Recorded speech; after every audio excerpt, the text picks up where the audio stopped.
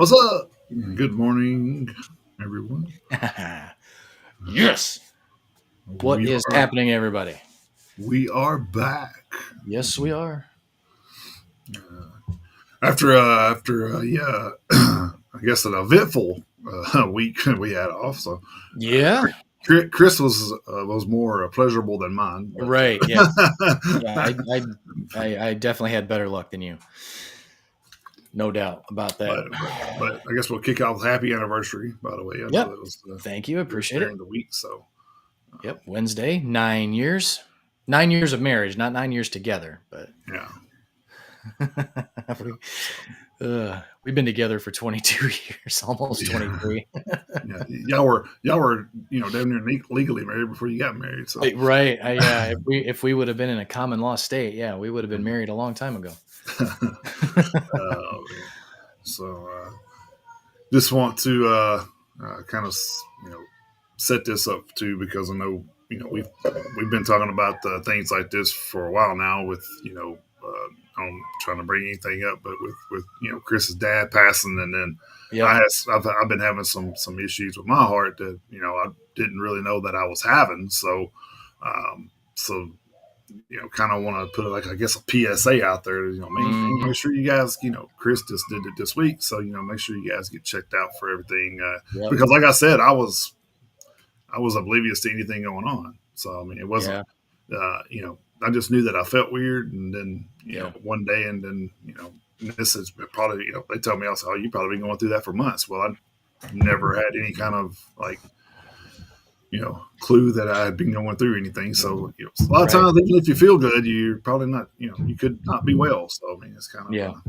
kind of sucks, but, human body is, kind of delicate sometimes. So, Yep. It can be. so, Absolutely. so I know we talk about it a lot, but I just want to put that because, we're, from personal experiences, Yeah.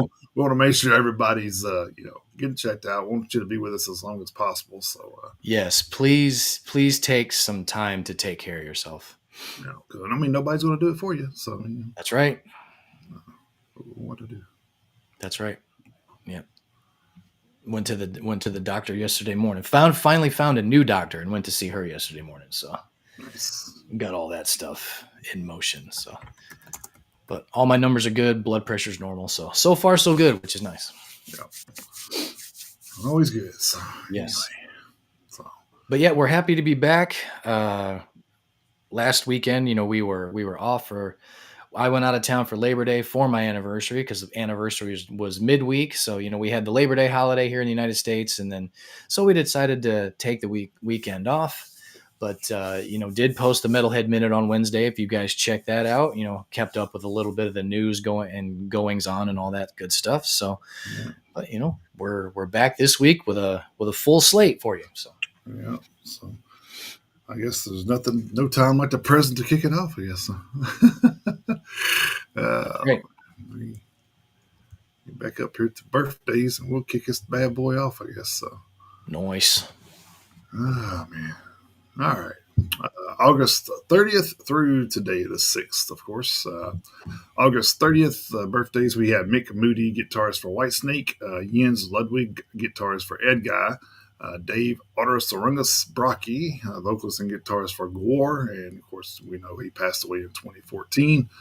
We had Roland Grapau, guitarist for Halloween, George Cullius, drummer for Nile, and Andre Hilgers, drummer for Primal Fear.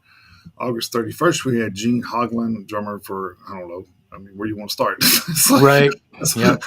He's one of those, I guess most known for Dark Angel, Testament, Death, Strapping a Young Lad. Those are four of the top bands he's been with. So. And he's the drummer in Death Clock. Oh, that's right. Death Clock, yeah. So, Rudolph Schenker, guitarist for Scorpions. David Chastain, guitarist in Chastain. Mhm. Richard Reb Beach, guitarist for Winger and Whitesnake. September, I didn't see anything for the first. So September 2nd, we had Dino Cazares, guitarist for Fear Factory. Phil Lipscomb, bassist for Taproot. Sam Rivers, bassist for Limp Bizkit. Jill Janis, vocalist for Huntress. And unfortunately, we know she passed away in 2018. Which there was some news about they were going to try to continue Huntress on. So kind of interesting to see how that works Yep. out. So our last episode, not last week, of course, but the week before last, Mhm. I did a story talking about how I can't remember the member of the name of the member of the band, but he got permission from Jill Janus's estate to kind of Carry on. take charge of the recordings and everything. And there's some stuff that has yet to see the light of day, so that may actually Oh, okay. That's okay. Cool. so that might actually happen. Cool. Also on the second, we had Rowan Van Helden, drummer for Powerwolf, Evan Seidlitz, vocalist for Thrown into Exile. September 3rd, we had Eric Bell, guitarist for Thin Lizzy, Doug Pinnick, good bassist and singer for King's X. We had Val Farr, vocalist for Winder, of course, and he passed away in 2004. David Charles Chandler, guitarist for St. Vitus, Mike Wingrig, drummer for Disturbed, Blackie Lawless on the fourth, singer, guitarist for Wasp, Kim Thale, guitarist for Soundgarden, Greg Feidelman, he was a sound engineer for Rick Rubin Productions, which also led him into being a record producer for Metallica. So, Yep. can't probably if you were probably involved in Rick Rubin at that time, you probably worked with Metallica at some point. You probably did. Probably good chances. Yep. So, and also on the fourth, we had Igor Cavalera, drummer for Sepultura, and of course Cavalera Conspiracy. Then we had Lacey Sturm, vocalist for Flyleaf, Bobby Jarzenbeck, drummer for Fates Warning and Riot, Danny Warsnop, vocalist for Asking Alexandria, and our good buddy Jack Gibson, the bassist for Exodus. Yes. We say good buddy, but we only met him once. But That's enough still, for me. that's it still. Hey, he is a Nashville native, so Yeah. local, so not to say a native, but he lives here, so Yep. good chances of running into him are probably pretty good. So Yeah. then I can say, hey, you remember us? No, hell no, I don't know you. No, he wouldn't. No. I don't blame him. I mean, he's not Martin Montnick, for God's sake. September 5th, we had Brad Wilk, drummer for Audio Slave and Rage Against the Machine. We had Charles Grey Wolf, guitarist and record producer for Powerwolf. Then we had Tim Yogi Watts, drummer for Demon Hunter. And today on September 6th, we had Scott Travis, drummer for Judas Priest, Jay Weinberg, drummer for Slipknot from 2014 to 2023, and William Duvall, vocalist and guitarist for Alice in Chains. I don't know if I missed anybody, but yep, there was actually, you did miss one, but it's not your fault because Saxon posted it about 7 minutes ago. Their bass player Nibs Carter's birthday is today, so there you go. So, like I say, that was one that literally just got posted while you were talking. So, oh wow, there you go. So yeah, so oh, staying on top of it. Look at what we do. Breaking news. Breaking birthdays. All right, that was for the birthdays for this week. And of course, if any of you guys had a birthday this week, happy birthday to you as well. So, that's right. And I guess that will kick us into our very thick news week of metal news of the week. It's very man, I don't know. I think if it went on in metal, it went on this week for sure. So, yeah, it's been a busy one. All right, leading off over at the PRP, this is a follow-up to something that's already happened a couple weeks ago. Obviously, everyone should probably know by now that Brent Hines from Mastodon died on August 20th due to his involvement in an automobile accident. He was driving his motorcycle. Well, we have a little bit of an update over at the PRP.com. After conducting an investigation into the matter, Atlanta police have determined that Mastodon co-founder Brent Hines was responsible for the motorcycle accident, which took his life on August 20th. AtlantaNewsFirst.com report that police have concluded the 51-year-old musician was at fault for the crash, having been speeding at the time of the accident. Hines was said to have been driving between 63 to 68 miles per hour at the time of the accident, which police stated is roughly twice the posted speed limit, where the collision between his Harley Davidson and an SUV that failed to yield making a turn collided. Police determined their findings via camera footage and reports from two witnesses. Police ultimately stated that, quote, Hines was at fault for the crash, end quote. Hines suffered multiple injuries to his head, arms, and torso in the collision and was transported to a nearby hospital where he died from his injuries. A march celebrating his life was held in the city of Atlanta last weekend and was attended by his former bandmates in Mastodon, as well as various friends, family, and fans. Hines' official obituary can be read below. Quote, William Brent Hines, acclaimed guitarist, vocalist, and founding member of pioneering metal band Mastodon, passed away on August 20th, 2025 in Atlanta, Georgia. He was 51. Born on January 16th, 1974 in Birmingham, Alabama, Brent's passion for music began early. At age 12, he asked his parents for a guitar and began private lessons, quickly immersing himself in the craft.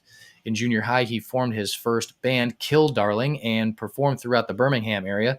His talent and dedication led him to the Alabama School of Fine Arts, where he studied music and learned to appreciate a wide range of styles.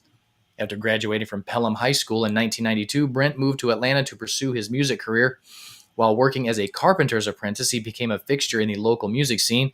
It was there he met Troy Sanders, Bill Kelleher, and Brand Daler, forming the band Mastodon that he helped lead for a quarter century. Brent's work with Mastodon earned him critical acclaim, including multiple Grammy nominations and a Grammy Award for Best Metal Performance in 2018. He also led and contributed to numerous side projects, including Fiend Without a Face, West End Motel, Legend of the Seagullmen, and Giraffe Tongue Orchestra, showcasing his genre-defying creativity. Brent was a true original, known for blending country, bluegrass, and psychedelia into metal. His emotional playing and signature picking technique, shaped by his early years of playing banjo, inspired countless musicians and fans. His work on albums like Leviathan, Crack the Sky, and The Hunter is considered groundbreaking, with many calling him one of the most creative guitarists of his generation. Beyond music, Brent had a wide range of hobbies and interests that reflected his free spirited, creative, and unconventional personality. A self described wildling, Brent was a motorcycle enthusiast, outdoorsman, and artist. His hobbies include antique vehicles, hunting, fishing, water and snow skiing, golf, drawing and painting, cooking, and spending time with family and friends. Like his music, Brent was complex, passionate, and fiercely original. Known for his rebellious streak and raw honesty, Brent was both unpredictable and deeply loyal. He was eccentric, funny, and full of energy, with a generous heart beneath the chaos. He lived life on his own terms, leaving behind a legacy as unforgettable as the music he created. Brent is survived by his mother, Dean Snyder Campbell, father Billy Hines, stepmother Heidi Hines, stepsister Tracy Perry, nephew Walker Hines, niece Lily Hines, uncle Donnie Snyder, aunt Linda K. Hines Duke, and many cousins, extended family, friends, and fans. He was preceded in death by his brother Bradley Ray Hines and grandmothers A.B. Snyder and Cornelia G. Hines. So I'm not a police officer. I'm no accident reconstruction specialist and this, that, or the other thing. But so Brent was speeding. That's easy. That's pretty easy to determine by, skid marks and, Mm-hmm. camera footage and all that. But if in your report you state that, okay, Brent was on his motorcycle, he was driving anywhere from 63 to 68, but at the same time, you also indicated that somebody failed to yield making a turn. I don't That's know how you can I don't know how you can conclusively say that it's Brent entirely failed. his fault. I mean, Right. So I don't know if anyone kind of watching or listening can kind of add a little bit of clarity to that. But, I mean, going twice the speed limit is not smart anywhere you're at, whether it's in a right, school zone, on the interstate, whatever. Of course, if you're on the interstate doing twice the speed limit, you need to be pulled over. But right. anyway, but doing that much over the speed limit is never smart. Don't get me wrong. But I don't know how you can be like, oh, it was his fault when somebody failed to yield making a turn. I don't know. It That's right. just Yeah. it just seems strange how you can just make it that cut and dry. I don't Well, really and then with it and with that, like you said, with them saying that, it's like I'm like, did y'all hear yourself when y'all were writing this up? It's like, uh, you know, you're trying to place the total blame on to. Well, hold on. Let's back up a little bit. The publication we pulled this story from wrote it like that. So I'm not sure if the police right. report, because I have not seen the police report, and I'm sure Chris hasn't either. So No, I I mean, mean we I don't we haven't. don't we don't know exactly what the police report says. So we Yeah. will say that where we pulled it from, and it was multiple Yeah. sources saying the same thing. So it Mhm. wasn't just one place. So I would hope that somebody there did their research and has gotten Yeah. that from the police report. But still, if you're writing, it's almost like you know well, Jason committed suicide. We've been investigating his death for 3 weeks now, and he committed suicide, even though, you know, uh, his shoes were on and he had a shotgun pointed toward his face. Okay, well, how Right. the fuck did he pull the trigger then, dumbass? It's like, so I Yeah. mean, it's kind of like it doesn't, it doesn't add up. I mean, if you're telling me that I failed to yield to somebody and then they were doing 60, I mean, that's so. First off, if they're doing 60 and they're topping a hill and I didn't see them, I'm not failing to yield. They're just Yeah. going too fucking fast and they hit me. That's Hmm. different. But if Yeah. they weren't looking and just ran over him as he went by, then that's a different story. That means they did not look to see if he was coming. Yeah. I mean, no matter how fast he was going, you know. Yeah. And here's another thing. Let me say this. I know we're an impatient society, but if you are in a situation like that and you see a car and you can't tell how fast it's going, just set the fuck still. I mean, Yeah. When in doubt, just it's wait. not Yeah. yeah, it's not going to kill you, dude. It's like I mean, well, it could, I guess. Well, it won't kill you to have a little bit of patience and wait for Right. traffic to be clear and go. That's I it. mean, I we've don't. all had that one asshole pull out in front of us and Oh everything yeah. else. I mean, and some of us have been the asshole pulling out in front of other people. So I mean, So this is funny because it's funny that we bring this up because I actually was talking to Susie about this. I think it was the day before yesterday. I was asking her. I said I had a person.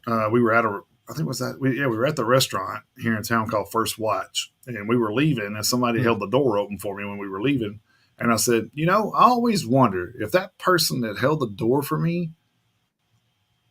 gets in their car and goes and drives like a dumbass in traffic. You know what I mean? It's kind of like I mean, I'm just saying, like obviously you have a good heart to do certain things, to hold doors open, blah blah blah blah. But then you get in your car and you become like a totally different person or something. So, and not necessarily that. I just could be anything. It could be like, oh, I wonder if he, this guy goes home and beats the shit out of his wife or something. You know what I mean? It's like, you know what I mean? It's like it's almost like, oh, this guy's polite. Well, maybe not. You don't you Yeah. don't know. You can't judge one person, a person by one deed, I guess. So, but yeah, I was just thinking about that the other day. I was like, I wonder if like these people are always like friendly and nice, which probably not. But No, probably not. anyway, that was just something that I kind of brought up when we were talking about that. But anyway, hopefully, uh, oh I don't know. yeah. I mean, that's the funny thing is at this point, I don't know if there will be any other Well, no, I mean proceedings with this. they're I pretty mean, much going to close it with that, I'm sure. So yeah. I mean, yeah, at this point, I think it's kind of like, well, this is what we've determined. So, I mean, I guess just that's that. So, hmm I mean, obviously, there's no coming back for Brent, unfortunately, and all it really does is let the other driver off the hook. right, which should not be. I mean, they shouldn't be left off the hook, no, by no means, because I they don't. I obviously mean, I don't think they, so. I mean, they obviously broke the law as well. I mean, I even mean, it even sounds if like it. even if he was speeding, that's fine. That's kind of the chances you take with speeding is, especially on a motorcycle. I mean, you're gonna and I see this every day almost when I'm on the interstate. Just Hmm. some dumbass thinks he's invincible on a motorbike doing 110 mile an hour down the damn interstate, like Yeah. freaking idiot. Actually, the kind of brings me back to a memory that I had. I was getting off. We were coming back from. I don't remember where we were coming back. Maybe Michigan. I don't remember. But we were coming when we were coming back. Of course, you going 65 south. We were getting Hmm. off from 65 and getting onto, or actually, well, what is that? Is that 40 or I think that's 40 before you get onto 65? When you're coming around the city, Yeah, when yeah, you're because I coming was around I was Nashville, passing I was passing like the football stadium and all that, and then there's like that one that's exit to the left or right. if you're Um, passing the football stadium, then you're on 40 and 24. right. Yeah. That's what I thought. But anyway, Yeah. we were coming there, and there's this guy, I mean, just fucking on this rice burner, that we call him, just flying, Hmm. weaving in and out of stuff. Well, he was getting off the same exit these Harley riders were getting off of, and it was so funny. It was like they must have seen this going on in their rear views or something, because when they took off and got off on the interstate, they spread out to where he could not go any further. And one guy took his hand out and motioned like this, telling him, "Hey, man, you need to slow the fuck down, dude." Like, Yeah. it's a motorcycle, guy trying to take care of another motorcycle guy. And, Hmm. he probably, is a probably, if he didn't take advice, which he probably didn't, because I'm sure it was probably some young kid that don't give a More than shit. likely. Yeah. But it's probably a grease spot in the road. But now, but Could yeah, I be. mean, I mean, well, I think, especially if anyone's ever driven through the heart of Nashville, oh yeah, it's never not a clusterfuck. you know, Maybe at about 2 to 4 a.m. it's okay, but I mean any other right, time, whether you're taking the West Loop, the East Loop, it doesn't matter because you've got Demondbrian, you got Broadway, you got 440 splitting off from 40, and you come in the other way, you got all those. You got the football stadium and all that stuff going around the other side. You got Trinity Lane. It's a nightmare. Rosa it Parks. I is. mean, it's a nightmare. Yeah, it's right. And I was wanting to say too is, a lot of motorcycles. We have a lot of motorcycles on the road, and we hear this at least once a week where some motorcycles been hit here in our town. Hmm. And then unfortunately, it's not a good result from stuff we hear, and a lot of times it's not their fault, which is kind of crazy to me. Is like you would think from what you see, you know, you know, oh, a dude doing 110 and killed himself, hit a tree. Well, okay, Hmm. well, sorry, dude, but you probably shouldn't have been doing 110. Yeah. Instead, we're hearing about, oh, this truck driver ran over a guy turning at an intersection. It's like, okay, well, how fast could he be going if he was turning at the intersection? you know, Hmm. he wasn't doing 60 or 70 mile an hour. He was probably doing about 25 or 30, and he gets hit by a semi. So I mean, it's kind of like, yeah, you got to watch out for. I get watching out for him, but I also get, hey, y'all got to respect. I guess I should back up. I'll say this: respect whatever machinery you're driving at all times. Hmm. That's Yeah. probably the best advice to get. Is just I don't care if it's a dump truck or a forklift or what. I mean, accidents happen with whatever you're in control of, because Every day. the Yep. thing and there's an important word in that: you are in control of it. So Yep. so so just Yep. yeah, we want everybody to be Absolutely. safe out there, man. It's like it's you know this area is multiplying, faster than uh, you Oh, know, it's ridiculous. Population is you know, exploding in this mid state. probably multiplying faster than our frog pond at this point. So, Yeah. Yeah. so but all right, anyway, we'll move on here. My first story is over from Metal Hammer. Of course, we talk about collaborations with metal and so many different things. Of course, so we're going to kick off with one right here. So, your favorite Marvel heroes are undead now, and their killing spree is being soundtracked by one of the biggest metal team ups of the year. Poppy and Baby Metal's collaborative single From Me to You soundtracks the new trailer for Marvel Zombies.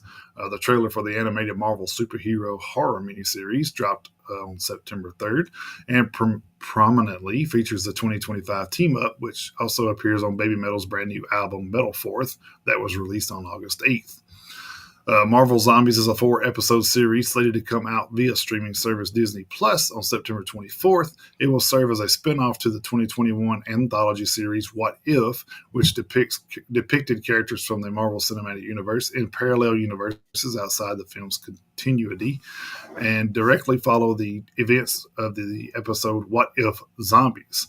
The voice cast consists of actors who appeared in the MCU's live action installments, including Samu Liu as Shang-Chi and Aquafina as Katie from Shang-Chi and the Legend of the Ten Rings, David Harbour as Red Guardian from Black Widow and Thunderbolts, and Elizabeth Olsen as Scarlet Witch from multiple films and other series.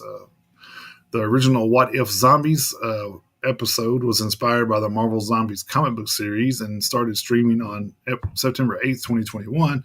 Despite receiving mixed reviews from critics at the time of release, it became one of What If's most enduring and popular episodes among viewers. From Me to You first came out as a single in April. It's one of the numerous songs on Metal Forth to have a special guest, with other tracks on the album featuring the likes of Spirit Box, Polyphia, and Bloodywood. The album received positive reviews, including 4 stars from Metal Hammer. Uh, Journalist Merlin Alderslade wrote, quote, if Metalforth does overreach, it's in the sheer density of collaborations and overload that sometimes blurs the album's internal arc. But that same excess is what fuels its ambition, transforms through overload. Baby Metal aren't asking Metal to follow them. They are asking whether Metal has the courage to evolve. And while the answer remains unclear, Metalforth makes the question impossible to ignore, end quote. Baby Metal are currently gearing up for an Asian tour in September and October. They will play standalone and arena shows in the U.S., Mexico, and Japan from November to January.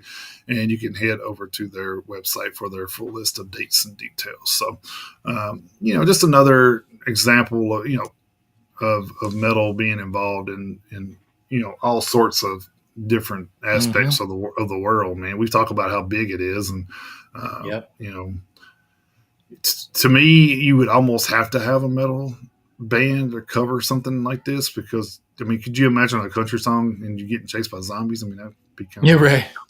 Yeah. of be a Yeah. little bit like I mean, the devil went down to Georgia, maybe, but I mean, yeah, but I'm but just saying, like even you that's can, even that's kind of a stretch for zombies. right. So maybe But for a yeah, demon or something, yeah, but yeah, so it's pretty cool. Like I'm not the biggest baby metal fan, but just to this is like we say, hey, they're bringing attention to the scene, so hey, yep. good for them, and Any good for metal. So any positive press is good. Yep. yeah, and Whether it's baby metal or ghost or uh what the fuck sleep token, yeah, yeah. whatever.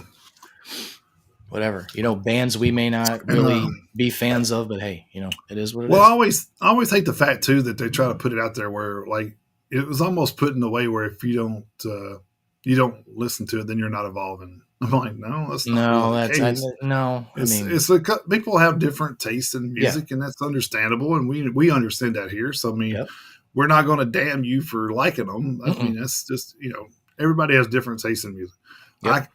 I like bands that Chris don't like. Chris likes bands I don't like. I mean, it's Exactly. just and I mean, we're two people on the show that know each other pretty well. So, I mean, it's Mhm. kind of we've gotten through it for this many years and still friends. I'm sure you can too. So, That's exactly right. Yeah. Yeah. uh, I mean, uh, hell, I mean, hell, we've been friends pushing 20 years in spite of our musical, in spite of some of our musical and our sports disagreements. So, I mhm. mean, we have, There you we go. have, Yeah, we have I would I diverging, would think I would think that most people would see us wearing our sports gear and be like, "There's no way those guys can be friends." It's like, yeah, uh, yeah. but like I I mean, said, it's to the point where you can be passionate about things, but you can also be over passionate about things. well, It's kind of that's true. That's very yeah, true. it's kind of like to me, people's like, "Oh, well, what do you think about like the other night the Dallas Cowboys played? I'm a Cowboys fan. I'm not ashamed to Hmm. admit that. I'm a realistic Cowboys fan. I didn't go into the season expecting anything different than what happened the other night. They're at the point of where if they win a game, I'm more surprised. So Well, um, I still think it's I still think Jerry Jones fucked up with Micah Parsons, but that's just me. so here's the thing. Like since we're talking about that, real quick. Yeah. First off, you don't trade off your best pass rusher. Second of all, you don't trade him to the team you can't beat in the fucking playoffs. It's true. That is true. That's true. Yeah. I didn't even think about that, but Uh, yeah, that's actually a very good point. that's the first thing that came to my mind. I'm like, are you fucking serious right now? Like, you're going to trade him to the team you can't beat in the playoffs? Like, Yeah. get the fuck out of here. Yeah. No, that's a Uh, great point. I didn't even think about that. wow. Whatever, Yeah, no, dude. good Like, point. I'm just here to take all the shit from it. I guess. Yeah. Yep.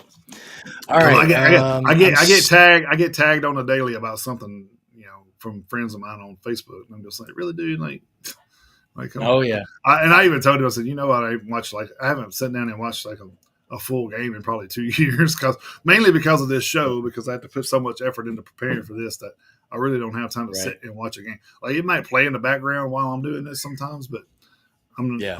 I can't watch it. So I did watch part of the other night because had that rain delay, so I got to see the last half. So uh, Oh, that's right. That weather delay they had. Yeah. yeah, which That's right. I forgot about the biggest thing to me in that game was when Dak Prescott, they were like, I think it was third and something right before their fourth down that they had to go for because they was in the spot where they had to go for it. Hmm. I think it was the third down, if I'm not mistaken, second or third down. Anyway, he had the ball. They were getting ready. I think it was the one that he threw to shit. CD Lamb. When he threw the one to CD Lamb and he stretched out to try to get it, he missed it. I Yeah. think it was that pass. If he would have looked to his right, he had 20 fucking yards of open field. He could have ran. Yeah. And I'm just like, dude, are you fucking serious right now? Like, I don't know what it is about him running now. It's like since he got that injury with his foot, he just will not run, dude. Like, it's crazy. Well, it happens to quarterbacks sometimes. Yeah, so They get a little gun shy. yeah, yeah. But hey, man, you got open field like that. Hell, I could have made the first down. Right. Yeah. Yeah. See the hole and hit the hole, man. Come on. That's right. That's right. All right, I guess we got to get back on Yeah. target here. So, Yep. All right. Staying over at the PRP for this next one, and in the ever as the world turns in Cradle of Filth going on, Cradle of Filth vocalist Danny Filth has issued a new quote unquote final statement regarding the drama still surrounding the camp in the wake of the August 24th departure of keyboardist vocalist Zoe Marie Fedoroff and the subsequent firing of guitarist Marek Ashok Smerda 2 days later. The aforementioned former members, who are also married to each other, had few kind things to say about how the band is run.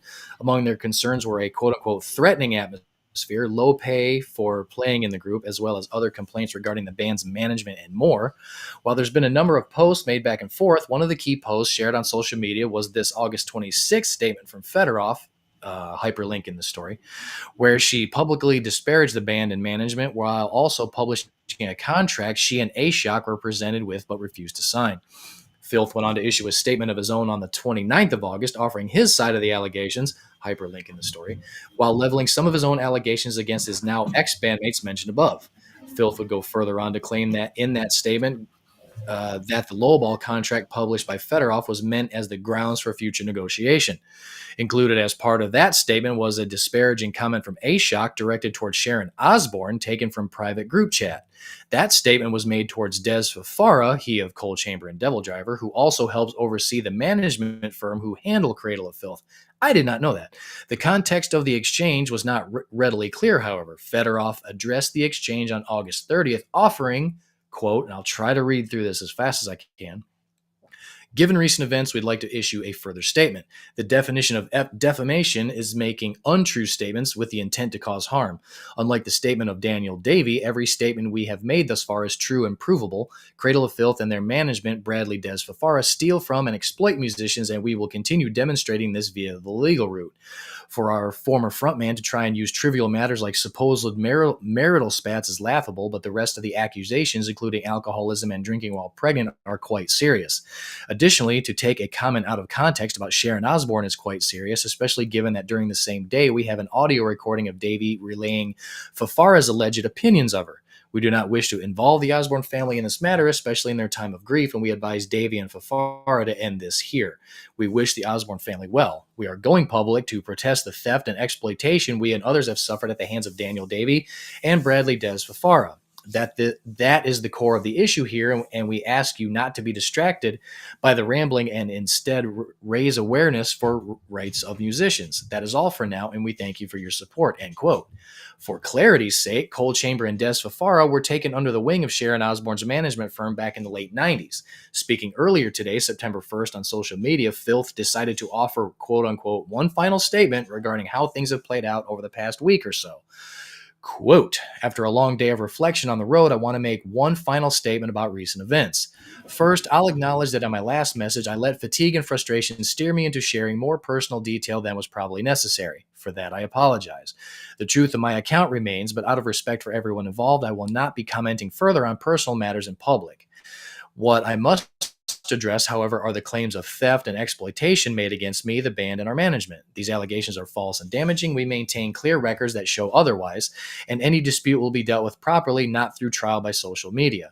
I also want to speak of something more personal. As Zoe and Ashok are aware, my mother is currently battling stage 4 cancer, a fight that takes all her strength. She has seen the wave of online attacks aimed at me, and it has only added to her distress. Whatever else is said, I hope we can all agree that dragging families into this storm is a cruelty none of us should wish on another. To Zoe and Ashok, despite everything, I do wish you well. We shared great times together, and I'll always be grateful for those memories. But I won't let unfounded slander define this band or diminish the work we've put into it. The show must go on, and it's not a Christmas pantomime. Our focus remains on delivering these shows with the passion our fans deserve and on building a stronger, clearer foundation for all our musicians moving forward. Onward, Danny Filth, Cradle of Filth. It gets better. Fedorov and Ashok jointly issued the below statement in response to this latest missive from Filth.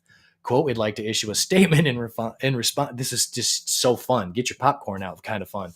We'd like to issue a statement in response to the most recent one by Danny Filth. We consider it a positive step. We know your mother is battling cancer and we wish her well in this. As I recall, I'm one of the first people in the band that you told. I've been praying for her ever since. I condemn anyone who tries to drag her into this. That said, we didn't go public with personal issues we've had involving anyone's day-to-day behavior. We strongly support anyone's journey in sobriety. Our focus remains the business issues and the business environment. We dispute any claim that alcoholism or alcohol use led to this current situation. We maintain it was months of trying to talk to you, Dan, trying to get you to understand the plight of the people who work for you. Your silence and stonewalling became deafening. We left because every indication you gave installed in us the impression that you didn't care, and what's worse, you did indeed allow management to mislead and lie to us. The responsibility for these things at the end of the day falls on you. We are disappointed that you went for personal issues and speculation on our marriage, and we still have no plans to go for personal attacks on you. We want the best for you and your new family with Sophia. We want you to get better as a leader, Dan. We want you to.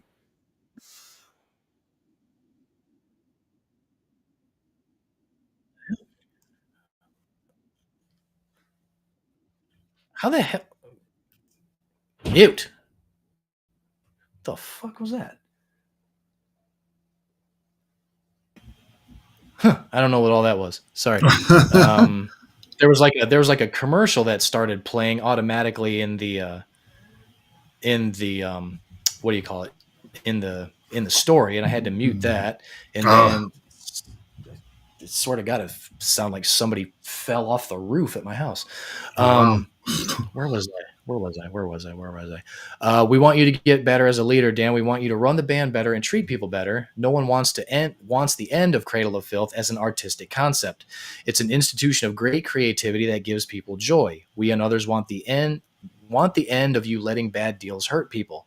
We tried to talk to you for months about all this. It didn't have to go this way. Take care of the people who write music for you and play shows for you. We will probably and unfortunately see you next in court, but never doubt for a moment I can see the human being in you and the twinges of a conscience. Peace be with you, end quote. Update September 2nd, 8:45 a.m. Ashok also issued a personal follow-up post towards Danny Filth as well. It reads, quote, to Dan after the last post, and I believe this will be the end of public statements from my side and my wife's as long as it is end from his side. I know this is grating everyone, me too, but private convos did not sort anything for months. Understand it was last resort to go public. I am usually most silent person even when I am hurt, which is probably why it took 12 years to properly say all this. Here are my hands, the hands I used to serve you for 12 years, to write and play music for you. I gave you these hands. Your mom is always great. I don't know where this A shock is, but I'm reading this the way he wrote it. Your mom is always great person to me and I wish her healing. Her heart is huge as far as I ever knew. However, it feels low to me to use her right now as excuse when we all know she's been sick since last year. Everyone has been there for you and supportive, Dan. We all give so much love and support to her as soon as you tell us. I lost my own mother to sudden medical tragedy and I never even said goodbye to her. There was no time. She never saw me on stage with Cradle. She haunts me every day, but her memory tells me to be better man and treat others better. I would never use her as excuse for hurting others. But if you respect mothers, then why twist our tragedy of miscarriage into something that was not true of my wife? She never drank while pregnant. However, her doctor told her The lack of sleep, irregular schedule, constant pressure of management threatening her job if she did anything they didn't like, all of this more than likely contributed to her body rejecting pregnancy. She exhibits high signs of the stress she is under. It is true we cannot blame it all on you, but for you to assume she was drinking with the pregnancy was low because we all know there is very little that is worse to accuse woman of than killing her own child. I saw many times rest of the band would protest or argue with you in management, but only Zoe was singled out to be mocked and punished. Even now your quote unquote fans call her crazy, but I can guarantee every man in the band has said same things she is saying. I'm saying it too. There was never same respect for my wife there was for opinions of the men. You once had my respect and full loyalty, respect you lost a while ago, and loyalty you threw away not long ago. Even when I stopped respecting you, when it was obvious you did not care about us, I stayed loyal. Until you responded to heartfelt plea to give us better chance for living with that sordid contract, which every session member knows you sent with instructions to sign as soon as possible. No one has a shitty contract just lying around to be sent by mistake. To not take ownership even now for the many ways in which you screw us all, it is not surprising, but it is still sad, Dan, because again, even after years of being treated disposable, I wrote my heart and soul into albums for you because I love music and I love the joy of the fans. It is sad that you could not take responsibility for these issues in private, and now they are public, so we all are caught in giant storm. This is on you for not allowing anything to be handled privately. Just ignore everything we tried to tell you for a long time. I wish I could see a man when I look at you, Dan, but I don't. I see excuses. In time, all will come to light, as I do not believe we will be last to say something, although it is now obvious why 40 other ex-members never did say much. It has been hell for us to speak up, but I do not regret it. Treat my brothers still in the band better if there is any honor left in you. They are damn good people and will always have my love and support. That is entire goal we have. So, oof, I mean, shots fired across the bow. Good Lord. I mean, just back and forth, just wham, wham, That's, wham. that's crazy, dude. This And is I my thing. and How long have they been in the band, though? This is the thing that I need to know because I don't know how long Zoe was in the band, but according to what Ashok was saying in his statement, he was in the band for at least 12 years. okay, then why are you going to wait 12 years to bitch about me getting paid? I don't get. That's mean. Yeah, I don't know.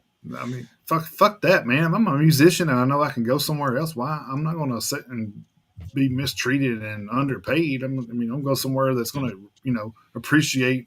And at that point, you probably got a name in the band. You could probably go out and make your own band at that point because it's going to be like, hey, it's Cradle of Filth. And people's going to be like, oh, cool. Mm-hmm. Because, I mean, that's how I turned on to, shit, I just went blank. God damn it, the In Flames. What the fuck is their name? I'm not Yeah, sure what you're talking about. just a second, I got you. Don't you hate that shit when that happens? The Halo effect. Uh, they're all former members of In Flames, so Oh, they said, oh, we're all former members. Let's get together and make our own band. So that's what they did. So I mean, I like, mean, there you go. and now it's like they got eyes on them because when they come out, it says former band members of In Flames form Halo effect. So people were like, oh fuck yeah, this is cool. Yep. So out of that fire came a new band. So Yep. I'm sure there's nothing going on in that went on like they're going through right now, but with Cradle Mm-hmm. of Filth, and of course the other shit that I'm fixing to talk about here in a minute. So Yep. all right, it's going to seem like me and Chris are trying to one up each other, but we're definitely not. It's just No. it's just a lot of bands are. I don't know. To me, it seems like they're being a little immature about splitting and stuff, but um, I don't know. Maybe a little. Yeah, I want to say thanks Jay for joining us over there from Live Form. Oh, Been a hey while. Jay. Hope all's well with you guys. And yeah, I will get that over to you as soon as I can today. So appreciate that, by the way. So Yeah. Good to see you, Jay.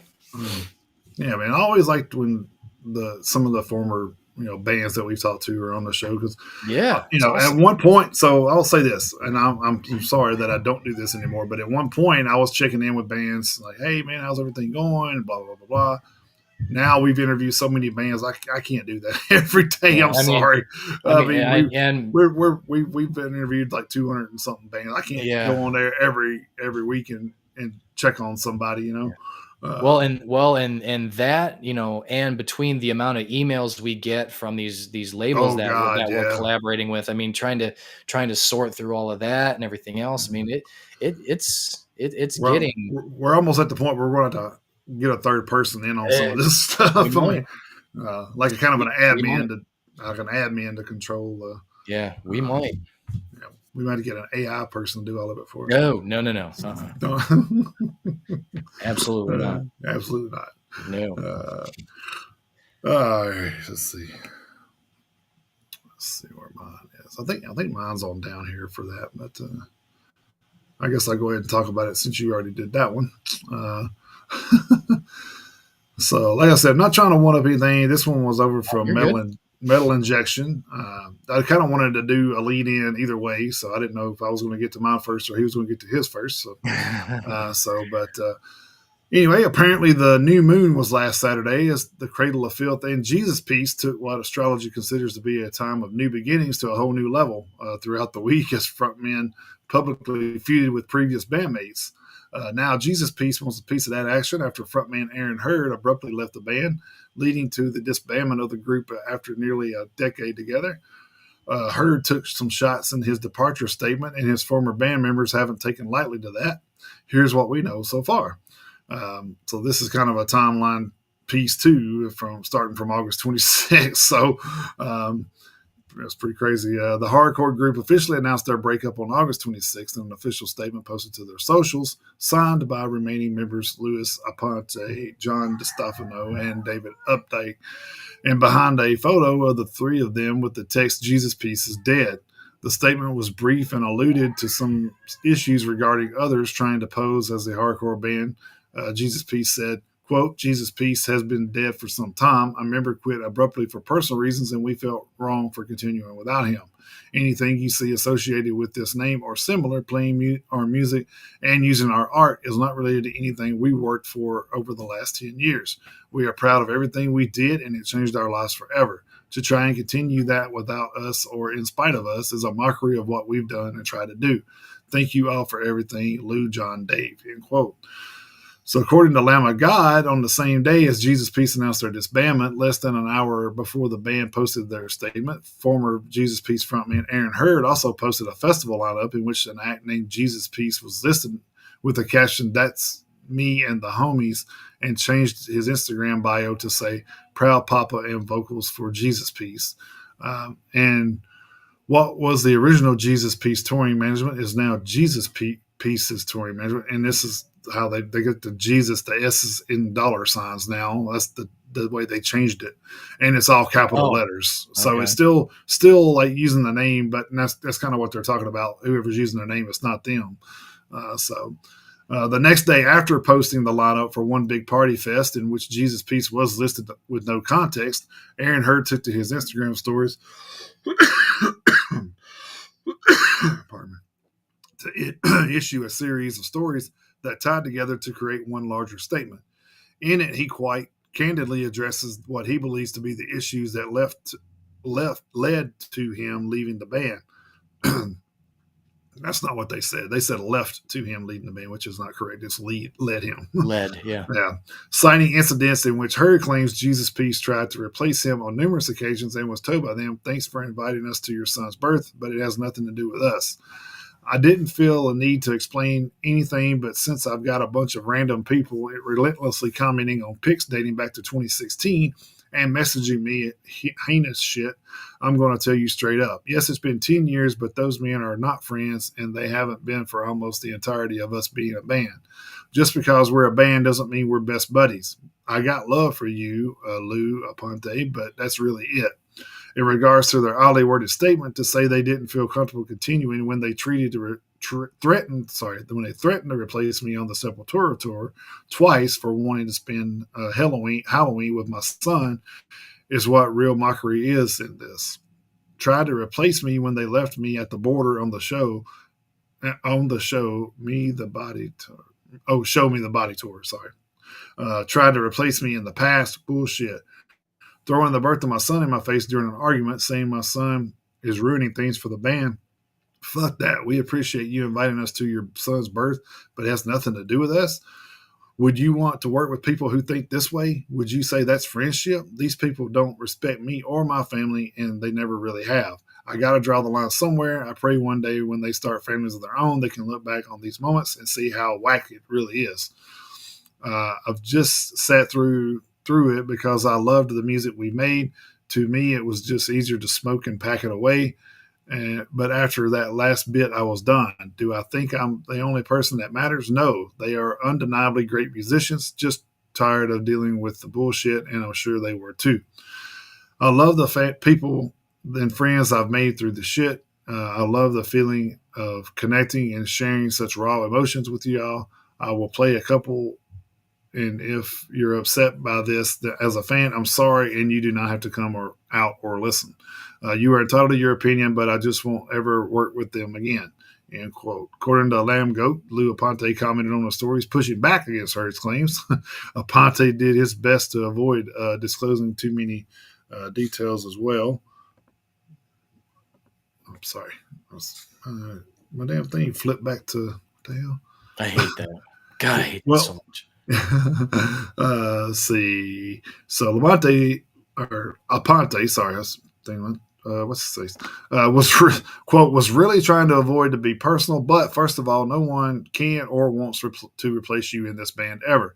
When you said you quit, you said we would move on without you, and none of us wanted to.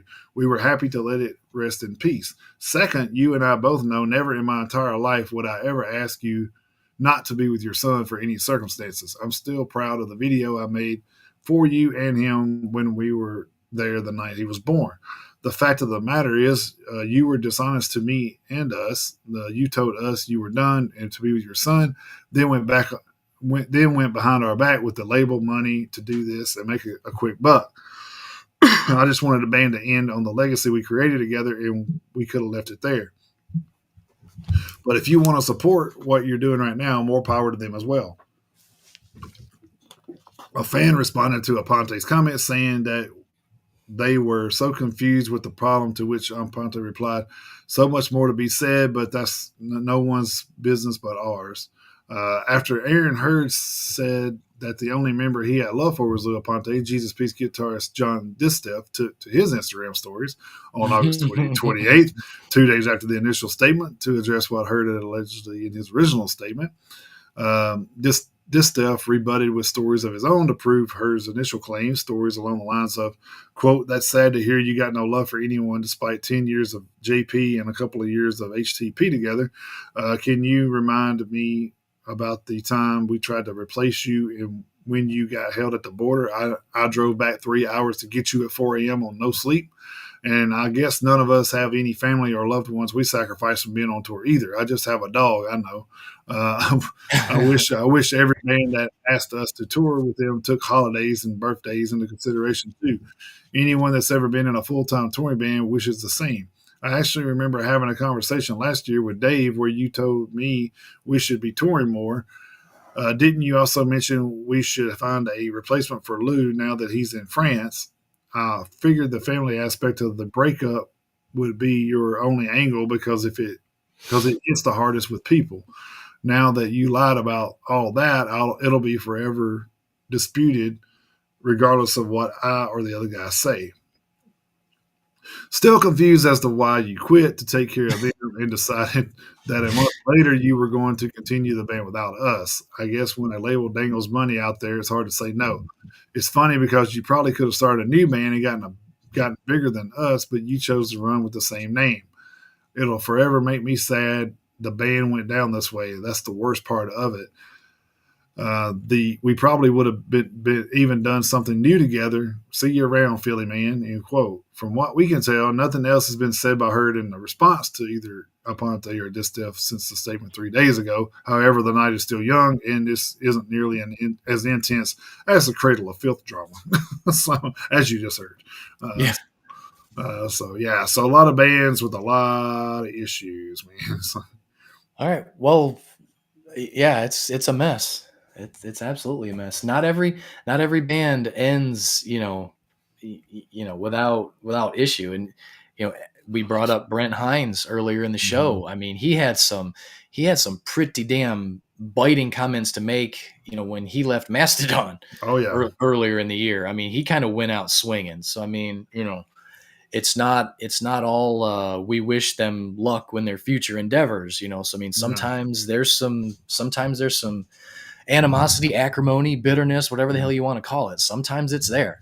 Yeah, it's not like the, you know, Kiko Loreno from leaving Megadeth. It's kind of like, hey, I got to be with my family. Sorry, and they're like, okay, cool, Yeah, so. yeah. And by the way, here's a guy you should use, and then he ends up being in the band. So Right, yeah, exactly, yeah. So yeah, he kind of gave him, his replacement. So, yep, uh, yeah. So it sometimes it works out, sometimes it doesn't. yeah, yeah.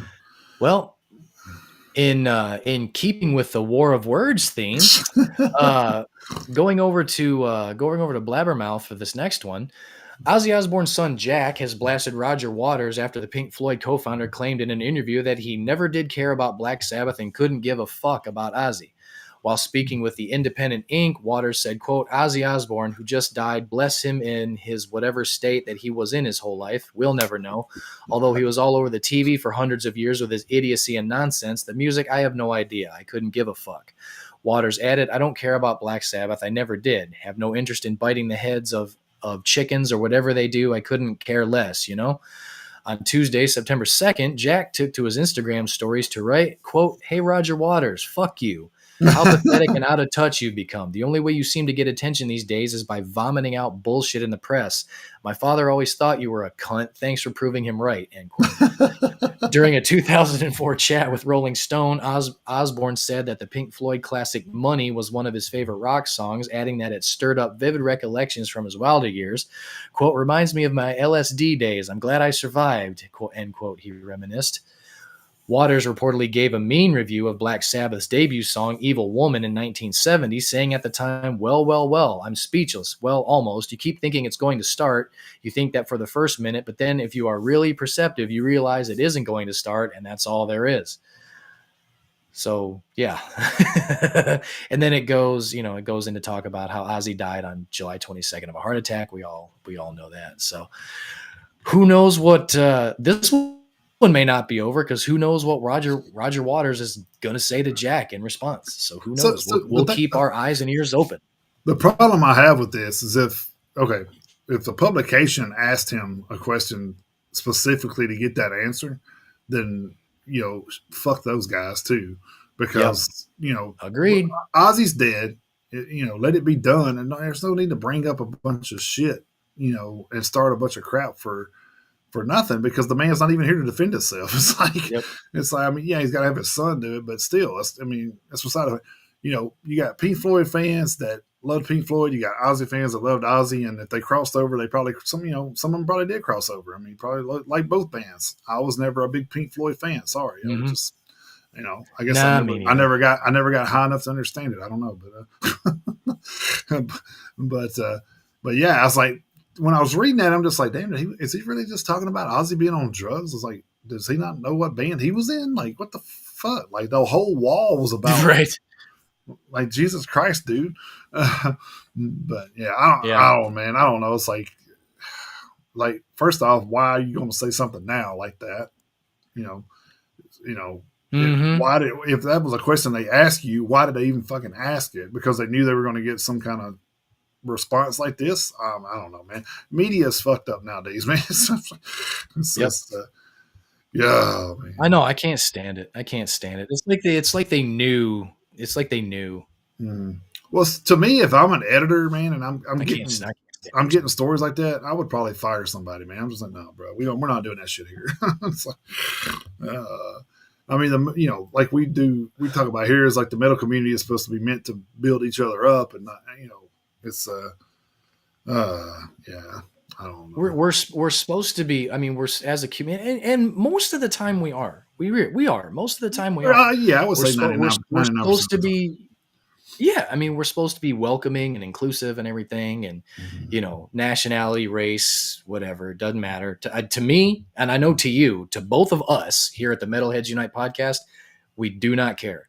No. We don't care. I like to see women, people who have different skin colors than you and I. I love going to a concert and seeing that shit. I fucking love it. I absolutely love it. Kids, women, people older than us, people younger than us, people who have different complexion than us. I love seeing that shit when I go to a show. I Mhm. absolutely love it. I'm pretty sure my album of the year was. I think it's great. I'm pretty sure my album of the year was Kitty. I mean, was it not? Mm-hmm. Mm-hmm. I mean, I went through a My whole song of the year. year was. I went through a whole year of metal, and Kitty, an all-female band, was the Yep. top thing. To me, it was. I mean, like I Yeah. said, that's just my opinion, but Yeah. you know, My and of favorite course, song was off that album. Yeah. yeah, and of course, one of our favorite fucking singers is Howard Jones. I mean, we're talking about you know Yep. a black guy singing metal music, and that's our one of our favorite fucking musicians. So it's like, Oh God, yeah. yeah, Yeah. it's just crazy to think that we're still talking about stuff like that. But It's yeah, I know. It's well, I mean, it's a thing that it's weird that we're still having to talk about in general. Just I mean, in every day to in right. day to day life that we have to talk about this shit. But when you boil it down to the specifics of what we do, yeah, it's still kind of crazy that we have to talk about that. Mhm. Yeah. All right, since we're talking about Ozzy, over at Metal Hammer, the MTV Video Music Awards is this weekend, and will bring together a star-studded lineup to pay tribute to the late Ozzy Osbourne.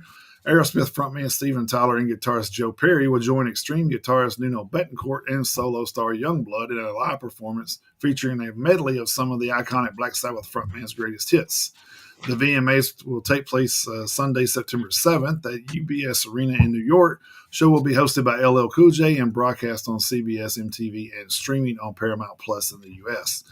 Of course, we know Ozzy passed away on July 22nd at the age of 76. His passing came just weeks after a farewell show at Villa Park in his hometown in Birmingham and stunned the world of rock and heavy metal and making headlines across the world. Besides his incredible achievements in music, the beloved heavy metal pioneer was a huge crossover star, partly thanks to his antics on his reality TV hit show, The Osbournes. Aerosmith were among the many rock acts to pay tribute following Ozzy's death, saying in a statement, quote, "We're heartbroken to hear about the passing of our brother in rock, Ozzy Osbourne, a voice that changed music forever. From Black Sabbath to his solo work, Ozzy redefined what it meant to be heavy. He did it all with heart, grit, and that wild spirit only he could bring. Our love goes out to Sharon, his family, his band, and the millions around the world who felt his fire. Rock on, Ozzy, you will be missed but never forgotten," end quote. So I guess it's only fitting that, somebody with that kind of, memory and stuff of Ozzy is paying tribute to him on the VMAs. Of course, you wouldn't expect him to get anybody, you know, heavy on the VMAs. I mean, it's like, Mm-hmm. Yeah. hard rock's about all we're going to get from there on there. So, Right. when they don't, I mean, I'm pretty sure, they would at least know the difference between Megadeth and Metallica and play the right song if Megadeth won, right? So, I Well, think what's funny leading up to this, I don't know if you've read this, but they started playing videos all week this week on the show on MTV leading I up to heard. the awards. I'm just like, I wow, a week's not going to make up for 40 years, motherfucker. No, it is not. No, it's the uh, epitome of too little, too late. Yeah, uh, absolutely. I was like, wow.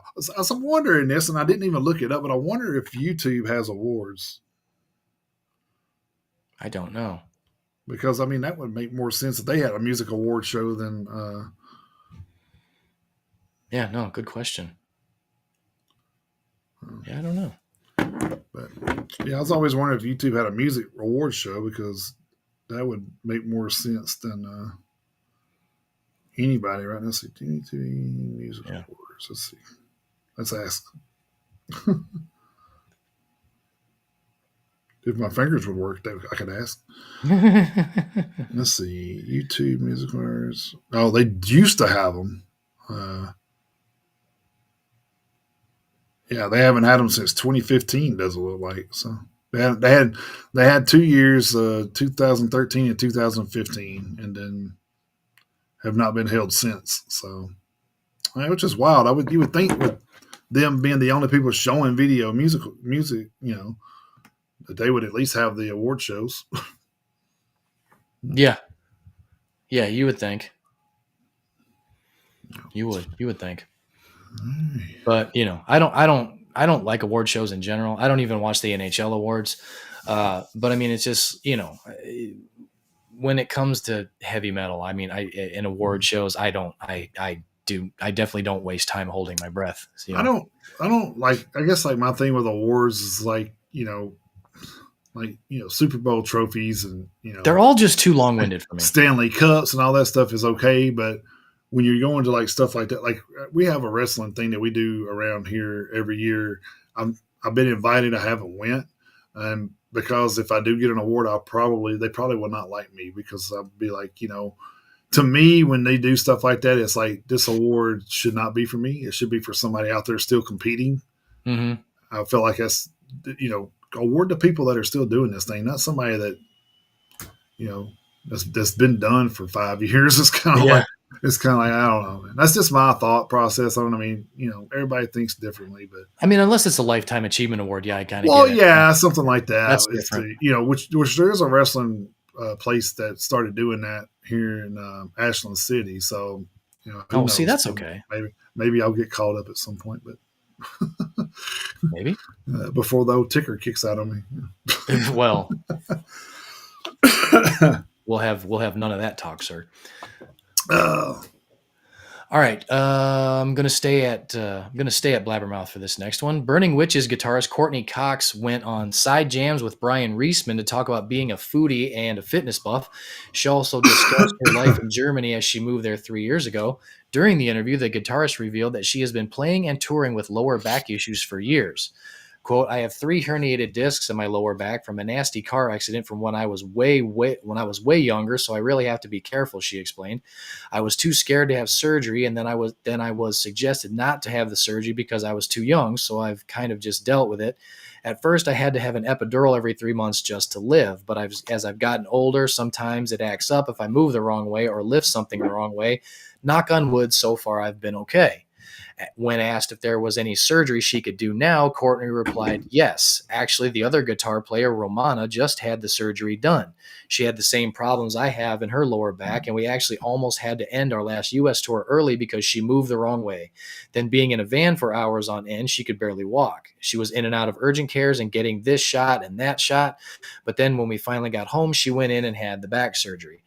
I don't normally notice it, Courtney added about her back. Obviously, with the strap, you can adjust and move, but with your central gravity and stuff, you have this piece of wood, so you're constantly trying to fight not going forward and always trying to be conscious of keeping your shoulders back. The show must go on, though.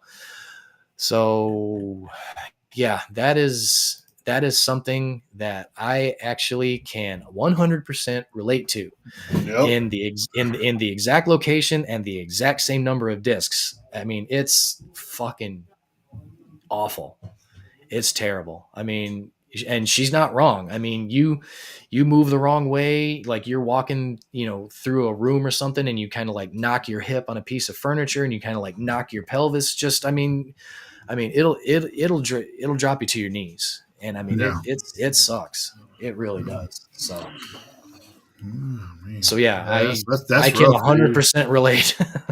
I can't believe she does like some of the videos recently that I've seen her in. It's like, wow, man, I can't believe she's Yeah, moving like that. Then after I read that yeah. story, I'm like, well, all right, this is my last one over from Metal Injection, and I bring this up because we are less than 2 weeks away from going to Lighter Than Life.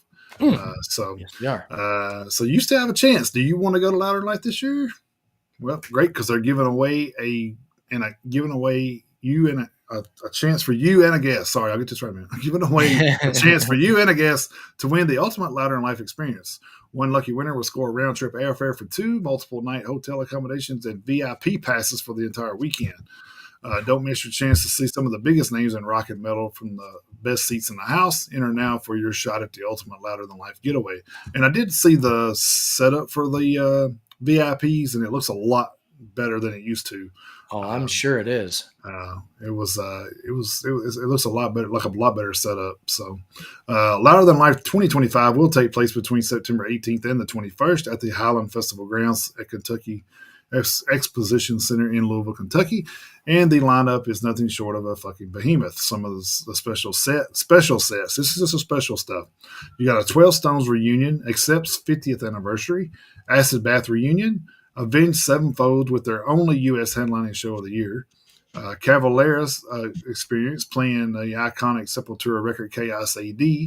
Um, you got Chimera, a reunion, Kiodos reunion, Crossfade reunion, a 25th anniversary set from Dope. Downs, the first time they've been in Kentucky in 10 years, but they're celebrating 30 years of NOLA. Uh, Dream Oh, Theater's I have that CD downstairs. Yeah, Dream Theater's 40th anniversary. Fear Factory celebrating 30-year anniversary of Demanufacturer. From First to Last reunion, Gates to Hell, hometown show for the late New Louisville natives. Insane Clown Posse farewell set. Oh, thank God. Bye. Yeah. Uh, The funny thing is I'm from Michigan and bye. Bye. I yeah, don't care. I don't care. uh, Bye. Mhm. It Dies Today reunion. Kitty celebrating the 25th anniversary of Spit. Yep. Not Loose, hometown show for the Louisville natives. Let Live reunion. Picturesque, hometown show. RA, one of the band's final shows. I guess they're hanging it up. So, Rev Theory, a DWB exclusive. The original lineup reunites for the band's first show since 2014 to celebrate the 20th anniversary of their album Truth is Currency. Uh, Rob Zombie performing the iconic White Zombie record Astro Creep 2000 in its entirety to celebrate Oh the album's shit. Nice. 30th anniversary on one night only. And it's a worldwide exclusive performance. So that's it. They're doing it that day and it's it. I mean, Nice. that's it. And I think Rob Zombie is on Thursday when we're going. Yeah, it could be. I think he Uh, is. I haven't looked at the thing. I have seen it, but I can't remember all of it. But Yeah. then, of course, we have the Slayer reunion, which we're looking forward to, and then Snot reunion, Spine Shank reunion. Of course, Snot can't do a complete reunion, of course, but the rest of the band will be there. Yeah. The Union Underground celebrating 25th anniversary of an Education in Rebellion, and the band's first Kentucky show in over 20 years. Trivium will be playing Ascendancy in full to celebrate the album's 20th anniversary. Walls of Jericho, first Kentucky performance since 2008. Winds of Plague reunion. I think that was it. Let's see. Louder in Life has always been about showcasing the future of rock and heavy metal while honoring the legends who paved the way. Bands like Bring Me the Horizon, Sleep Token, Bad Omen, Suicide Boys, Motionless in White, Spirit Box, I Prevail, Slaughter to Prevail, Lorna Shore, Wage War, Dayseeker, and Not Loose aren't just performing, they're defining the next generation of headliners, said Danny Wimmer of Danny Wimmer Presents. At the same time, pioneers like Slayer, Deftones, A Perfect Circle, and Avenged Sevenfold have set the standard, proving that music is always evolving. This is where the past, present, and future of heavy music collide. So nice. I have the lineup for Thursday pulled up. I don't know if this is in chronological order from the headliner on down. I doubt that it is. But we have Slayer, Rob Zombie playing Astro Creep 2000, Marilyn Manson, Lamb of God, Down, Lorna Shore, The Story So Far, Cannibal Corpse, Cavalera, Neck Deep, X Weapon X, I don't know who that is, Kubla Khan, Texas, Exodus, which is awesome, State Champs, Drain, From Ashes to New, Atreyu, Carcass, Municipal Waste, which is awesome. I haven't seen them yet.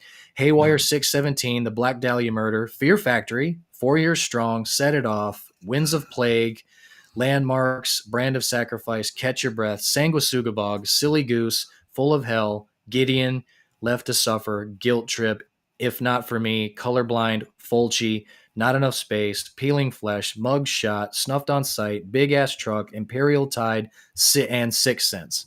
That's the lineup for the day we're going. yeah, Holy shitballs. they have Rob Zombie headlining the main stage before Slayer comes on. So Yeah. So they have it set up staggered remarkably well. yeah, there's usually only They do. like a 5 minute. I think usually like a 5 minute carryover between bands. Yeah. So But I'm it's easy to. I'm so looking forward to it. I got 2 nights off. I got Thursday and Friday off. We're gonna drive up and meet you guys there Wednesday night. It's gonna be fucking awesome. Oh my god, it's gonna be awesome. I cannot wait. Yeah, we got Cannot wait. Yeah, Lamb of God's on that night too. Damn. Yeah, I know. It's fucking nuts, man. All right, I am Cobra-Con. going. Yeah, I'm gonna go. I have one more. I have one more story over at metaladdicts.com. A recent survey commissioned by Serasa and published by Folha reveals a striking trend among Brazilian music lovers. 24% have gone into debt to attend concerts. Conducted in a collaboration with the Opinion Box Institute, the study highlights the financial strain that live music events can place on fans, especially as ticket prices continue to climb. According to the survey, 44% of respondents cited ticket costs as the primary barrier to attending shows. Other challenges include travel distance, 19%, and lack of time, 17%. But the spending doesn't stop at the entrance gate. Concert goers often shell out for extras. Food and beverages, 64%. Merchandise like t shirts, hats, and posters, 20%. Bracelets and souvenirs, 19%. Fashion items and accessories, 14%. VIP experiences and upgrades, 12%. Travel expenses are another major factor. Over one third, 36% of respondents reported spending more than R1,000. I don't know what that is. It's local currency, but it says roughly 200 US dollars on travel alone to attend concerts far from home. Despite the cost, 38% said they're willing to invest heavily to see their favorite artist live. When it comes to payment methods, 36% opt for installment plans, with 45% using credit cards to pay in interest-free monthly chunks. Pix, Brazil's instant payment system, is the second most popular method at 38%. The findings underscore the emotional and cultural value Brazilians place on live music, even when it comes at a financial cost. For many, the experience of seeing beloved performers in person is worth the price, though it may come with a few extra bills. Doesn't it always? So there you go. That was my last. That was my last full story. So All right. Let's see here what we got for other headlines. Let's see. Nita Strauss celebrates 10 years of sobriety. So saw congratulations that. to That her. was that was awesome. Sebastian Bach vows to never use artificial intelligence to make music. Good Yeah, on he said. him. I saw that. He said he will never give you the artificial, and he will definitely never give you the intelligence. That's pretty funny. Yeah, I Uh, saw that. Although on the other hand, I think David Lee Roth and Vince Neil should probably invest in some of it, but Yeah, they may want to, uh, especially Vince Neil. Jesus Christ, man, Amorphous presented with a gold award for Halo album, so congratulations to those that's guys. awesome. The Cult announces a vinyl reissue of Choice of Weapon and Hidden City. So if you're a Cult fan, there you go. Static X celebrates their 25th anniversary of Wisconsin Death Trip with a limited edition box set. So Yep, if you're and interested in that, I saw that supposedly they're considering recording their first new music. hey, you don't get ahead of me. Oh, you have that one too? Sorry. Yeah. uh, Usually, I don't have much to add to headlines. I'm trying yeah, to you're trying to. trying to help. Cannibal Corpse recruits ex-Black Dahlia Murder guitarist Brandon Ellis for a summer-fall 2025 tour. Slipknot's Duality surpasses 1 billion streams on Spotify. So Nice. congratulations to those guys. That's what, $7,000 or something. I'm just kidding. That's an awful lot of fingers pushed into an awful lot of eyes. It is true. It is true. Obituaries Donald Tardy said on the next album, it's possible if we're still having fun. Then, of course, as Chris said earlier, Static X is toying with the idea of writing their first post-Wayne Static album, which I don't know how that would work, but I wonder how much input Etzel's going to have on it if Good question. they're writing Nax. Dope's a whole different band. I mean, they're similar enough to where they toured a lot together, but still a whole different band. So I'm not sure if I'm sure he probably could write lyrics or something. I'm sure, but we'll see what happens. I'll be kind of interested to see how that develops. Yeah. First wave of artists announced for Sonic Temple 2026. They already getting ready for 2026. Whoa! Yeah. Danny Wimmer doesn't waste time, man. Yeah. Lorna Shore and Brand of Sacrifice are already two of the bands that are in the lineup. So there are more, but we'll announce all those once they get our final lineup. I don't want to be saying this every week when somebody gets added. So yeah. Jerry Cantrell says Alice in Chains will attempt a new album and shows in 2026. Many Eyes, which is, if you don't know, that's an ex Every Time I Die band, completes their recording of their new album. So looking forward to that. Darren Malakian crashed a System of a Down cover band show in Chicago. I saw that. You imagine that? Imagine being playing that. Then you look down and see one of the actual members of the band. Right. Yeah. Oh shit. Yeah. That's Uh, cool. Andrea Farrow of Lacuna Coil about AI says the human mistakes are what makes art unique. I agree. I wholeheartedly Hmm. agree. Hmm. Because a lot of times in anything you do, the mistakes are usually can make or break a recording. I mean, Yep. so, as we posted this early in the week, it was kind of an interesting. I should have probably did the story on it, but I was like, yeah, it's probably been beat to death. Not no pun intended. Yeah. But man was ejected from a corn show for jerking off. Yep. So, Yeah. He so was. Jesus Christ, He was. man, His name was Jimmy, and he was cracking corn. that's right. He said, "Man, this shit's so good. I got my freak off a leash, son." Yeah. He didn't care. uh, Bring Me the Horizon have 12 songs left over from their latest album ready for release. So it looks like they're going to be right on top of the follow up. So, and then a new Limp Bizkit song teased through TikTok drummers leak, so to speak. I heard about that. So we'll see how that plays out. But that's all I had for headlines. Unless you, All right, I got a couple. okay. Vended announced that their rhythm Oh, guitarist that's right. Vended announced that their rhythm guitarist Connor Grodzicki had left the band due to personal reasons, and Bruce Dickinson and his bass player Tanya O'Callahan were awarded the keys to the city of Albuquerque by their Metalhead mayor. So Yeah, yeah. I forget about old Metalhead Mayor out there. So, yeah, I've read about that guy before, and that's cool as shit. all right. That's cool All as shit. right, we're gonna do hitting the road. I have two things, and then I'll let Chris take it away. Of course. So this is a local one. I wanted to make sure I got to talk about.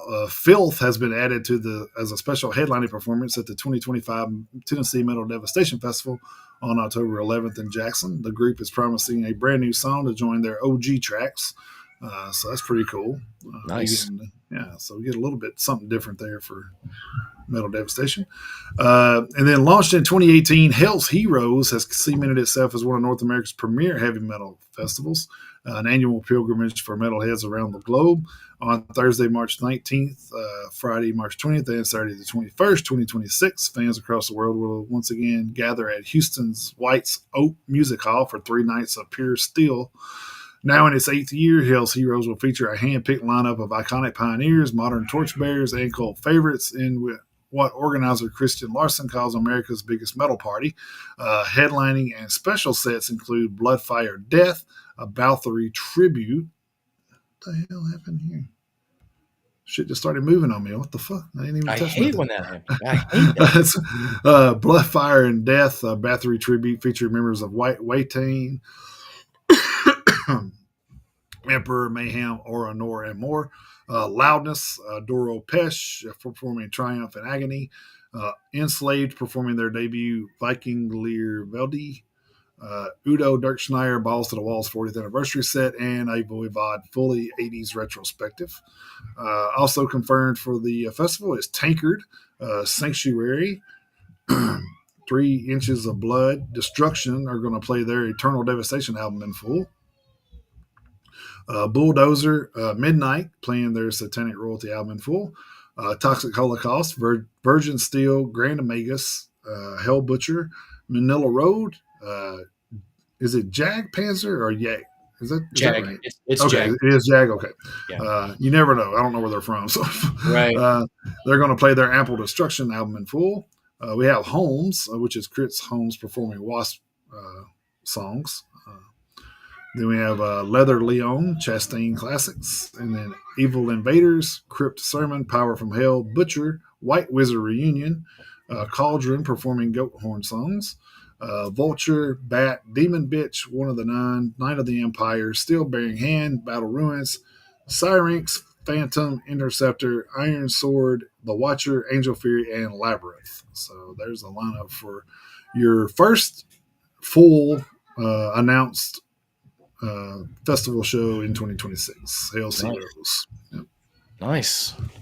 Good to have that lineup in the can already. Good. Yeah, yeah. Awesome. They're getting really ahead of their stuff now, man. It's crazy. Like, I mean, you have like I to. said, they're already. I mean, yeah, because I mean, I've heard DWP talk about, hey, once what happens after Louder, or no, it was Van's Warped Tour. The guy that did Van's Warped Tour said, what happens after the last day of the tour? He said, I take a day off, and then the following day I'm preparing for next year. You So have to, I'm just man. like, You have damn, that's to. crazy. Like you don't really get time off to do anything. You just constantly organizing. So Yep.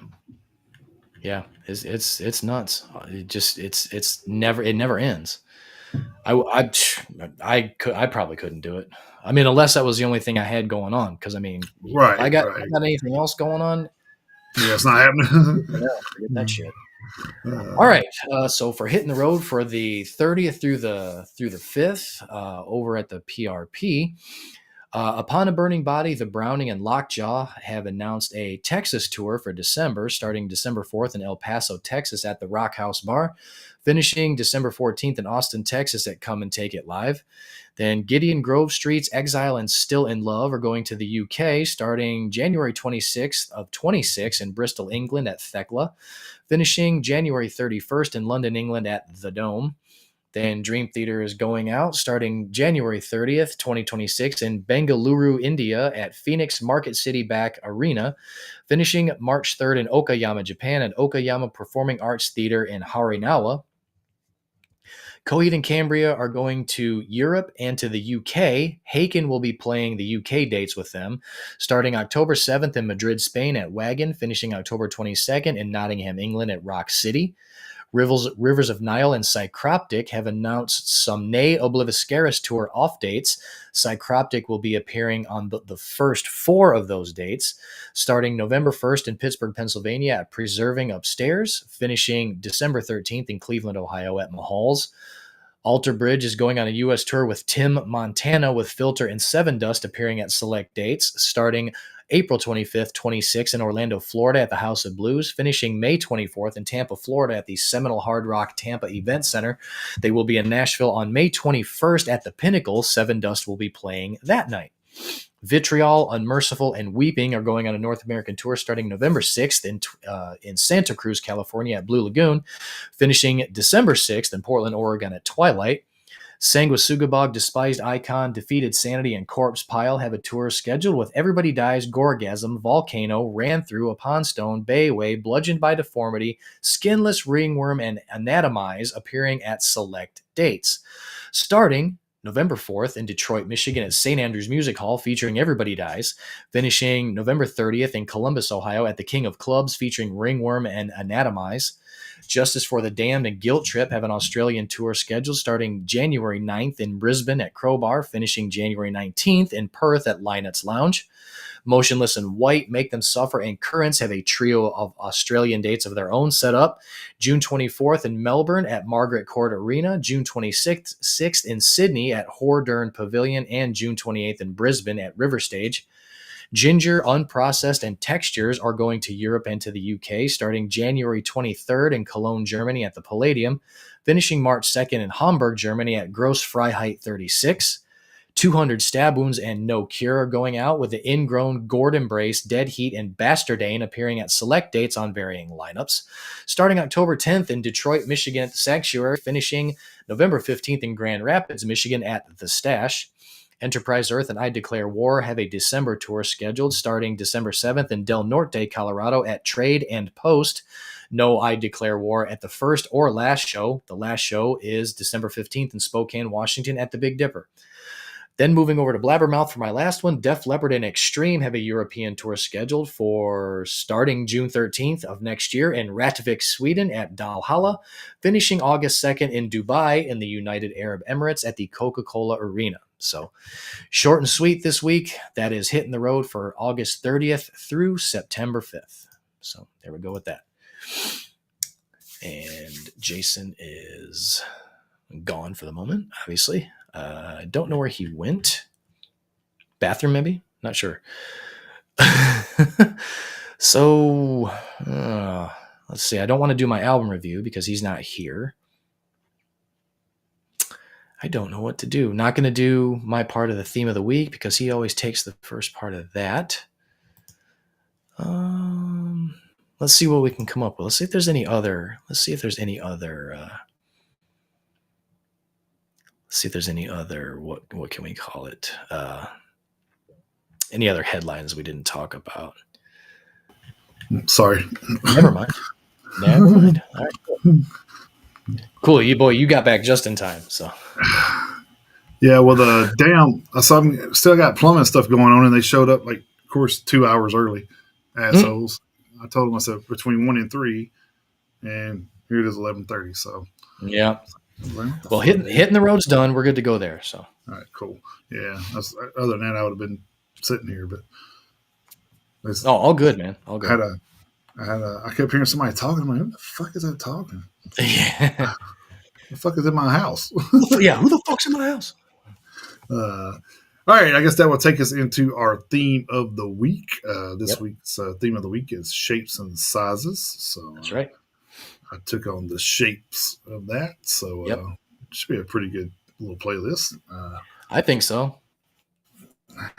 So I'll kick this off with uh, shapes here. Machine Head Circle the Drain from that was a single from 2020.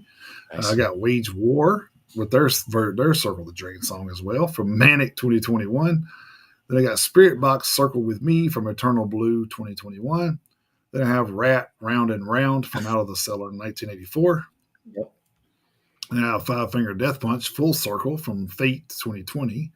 Then Nice. I have the 500 Circles Bleed Red 2018. Of course, kind of went in order here. So it's not all circles, I promise. uh, Even if it is, I mean, yeah. Speaking of that, the guy that invented the Ferris wheel and the guy that invented merry-go-round never met each other because they traveled in different circles. So, yes, they did. uh, I got 9-point circles from Development 2002. Then I got Lamb of God Ghost Shaped People from Lamb of God Deluxe Edition 2021. Nice. Then I went with Slipknot The Shape from Iowa 2001. Very nice. Then I went with Einstein Kills Star Crossed Enemies. Of course, star is a shape Yes, somehow. it is. Every Trick in the Book 2015. Then I went with 6 a.m. Stars from their Modern Vintage album in 2014. Then went with Bullet from a Valentine, Hearts Burst into Fire, Scream Aim Mm, Fire 2008. Trivium, The Heart from Your Hate from Sin and Sinners 2017. Warbringer, Heart of Darkness from Weapons of Tomorrow 2020. banger. Uh, and this one, usually we don't do two bands on the same thing, but I had to because this one's kind of a origami related. So I was like 9-point went with Paper Tigers from Heartless EP 2023. Nice. Then Godsmack, I went with Moon Baby because of course Moon's a shape. So Yeah. Godsmack 1998. Then I went with Upon a Burning Body, King of Diamonds from Southern Hospitality 2019. Then I went with Contortion, The Hourglass from Planet Parasite 2014. And then I went with Motionless and White Hourglass from Graveyard Shift 2017. And then last but not least, I went with the Mice and Men Mushroom Cloud because I went with mushroom as the shape there. So, Mm-hmm. because Mushroom Cloud is a pretty distinctive shape, I think. So, Yes, it is. Yeah. and that was at the Earth and Sky 2019 album there. So that is Nice. my shapes there. So Cool. As you could probably guess, I have the sizes portion of this. Starting off, I have New Colossal Hate by Lamb of God off their self-titled album for 2020. Then I have Colossus by Avatar off of Hunter Gatherer, my album of the year for 2020. Then I had King Size by Anthrax off of Stomp 442 from 1995. Then I have Little Dolls by Ozzy Osbourne off Diary of a Madman from 1981. Then I laughed when you talked about your song off from Contortion because I had Big Shot from our friends Contortion oh wow, off the Planet Parasite album from 2014. So that's why I nice, laughed. nice. Then I had Small Deadly Space by Fight off A Small Deadly Space from 1995. I was going to go with Little Crazy, but I know we've talked about that one before. So I was like, this Oh one fits and it's also a new song. So let's just go yeah, with that. yeah. Put something different on it. Yeah. Then I had Little Doll by Forearm off the Empires of Death from 2010. Pathetic Little Liars by Ancestral off of their Web of Lies album from 2016. And unfortunately, according to their bio page, they have apparently split up. So that's unfortunate. But Oh man, it's still a good song. So it'll be added. So there you go. Then I had Big Gun by AC/DC. It was off the last action hero movie soundtrack from 1993. Sleeping Giant by Mastodon off Blood Mountain from 2006. A Little Piece of Heaven by Avenged Sevenfold from their self-titled album from 2007. And kind of like kind of echo what Jason just said. We usually don't do two songs from the same band unless it just makes sense not to. We also don't do covers very often, Right. but I went with Cry Little Sister by Seasons After off of their album Through Tomorrow from 2010, and that is a cover of the Gerard McMahon song off of The Lost Boys. Right. But they did a really good job of it, and it They fits. So I did. said, Yeah, it's a good one. screw it. Went ahead and threw it on there. Then I had Colossal Terror by Warfict off of Spectre of Devastation from 2020. Big City Nights by Scorpions off Love at First Sting from 1984. Big Ship, Little Ship by Ailstorm off of their Curse of the Crystal Coconut album from 2020. Little bit of fun pirate metal for you guys. Yeah. Then our friends from Game Over with Just a Little Victory off Crimes Against Reality from 2016. Then a brand new one off from Halloween, A Little is a Little Too Much by Giants and Monsters that came out just last week. Giants in the Sky by Judas Priest off Invincible Shield, my album of the year from last year. Massive Aggressive by Municipal Waste off the album of the same name from 2009. And then lastly, Black Hole Hell by FKU off of their album 4, Rise of the Moshmongers from 2013. Oh, nice. Yeah. So yeah. Sorry, That was a fun one. That was a fun one to put together. I'm trying to get this email set up before we get off the show since he put all that in the comment section. I'm like, probably need to just go ahead and get that framed up, and Yeah. so I know where it's going and everything. So cool. So yeah, we will just send it to you. Just send it to Kayla. Okay, cool. And we will get it collaborated and compiled, and we'll get it posted by the end of the weekend for you guys. That's right. That will lead us into our album reviews. Hell yeah! Here. So, sorry, I didn't get to do one last week because of everything going on, of course. But yeah, that's understandable. That's definitely understandable. But this week we got this one in, so I went with the band Sealy's. Between Truth and Lies was the new album. Sealy's is a three-piece metalcore band out of Madison, Wisconsin, formed in 2018. Their current members are Zach Walton on drums, Miguel Fred on guitar and vocals, and then Donovan Kilgallen on bass and vocals. This is the band's second full-length release, but also they have two EPs in their catalog as well. So kind of a busy since 2018. Not super, overwhelmed, doesn't sound like, but they do keep their stuff pretty much out there, so nobody forgets them, I guess. So, and even though this is the first time I've heard the band, I do want to go back and hear some of the other older stuff just to see if it's kind of been the same sound or if they've kind of changed things up since the beginning. But Gotcha. This one has 7 songs, real short listen, 23 minutes, 53 seconds in length. It did start out with a 45-second intro, which did feed into the next track, Before We Die, but to me, it could have been one song, Yeah. because it actually says in the intro, Before We Die. It says something like that in the intro. So I'm like, well, why couldn't you just feed into the Right. I don't know why bands do what they do, so I just kind of like, whatever.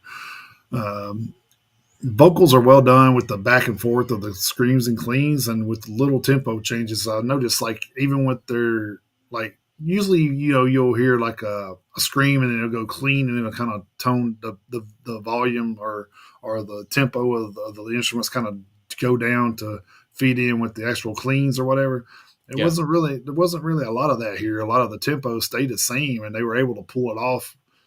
I mean, it sounded really good. I was just like, wow, that's kind of amazing. They didn't really change the tempo, and sounds was pretty good. So it's kind of an interesting concept there, I guess. But drumming was spectacular. It felt like it led the tempos really well. Also, the drumming changed up from metalcore to a hint of death metal on that third track. It was kind of, I was like, wow, this, to me, like, this album wasn't a one-dimensional album. It kind of like had different aspects from a lot of different genres of metal, subgenres. But we always say metal's metal, so it didn't matter. But Yeah. still, it was very interesting to hear the way they changed things up from track to track. It was pretty cool.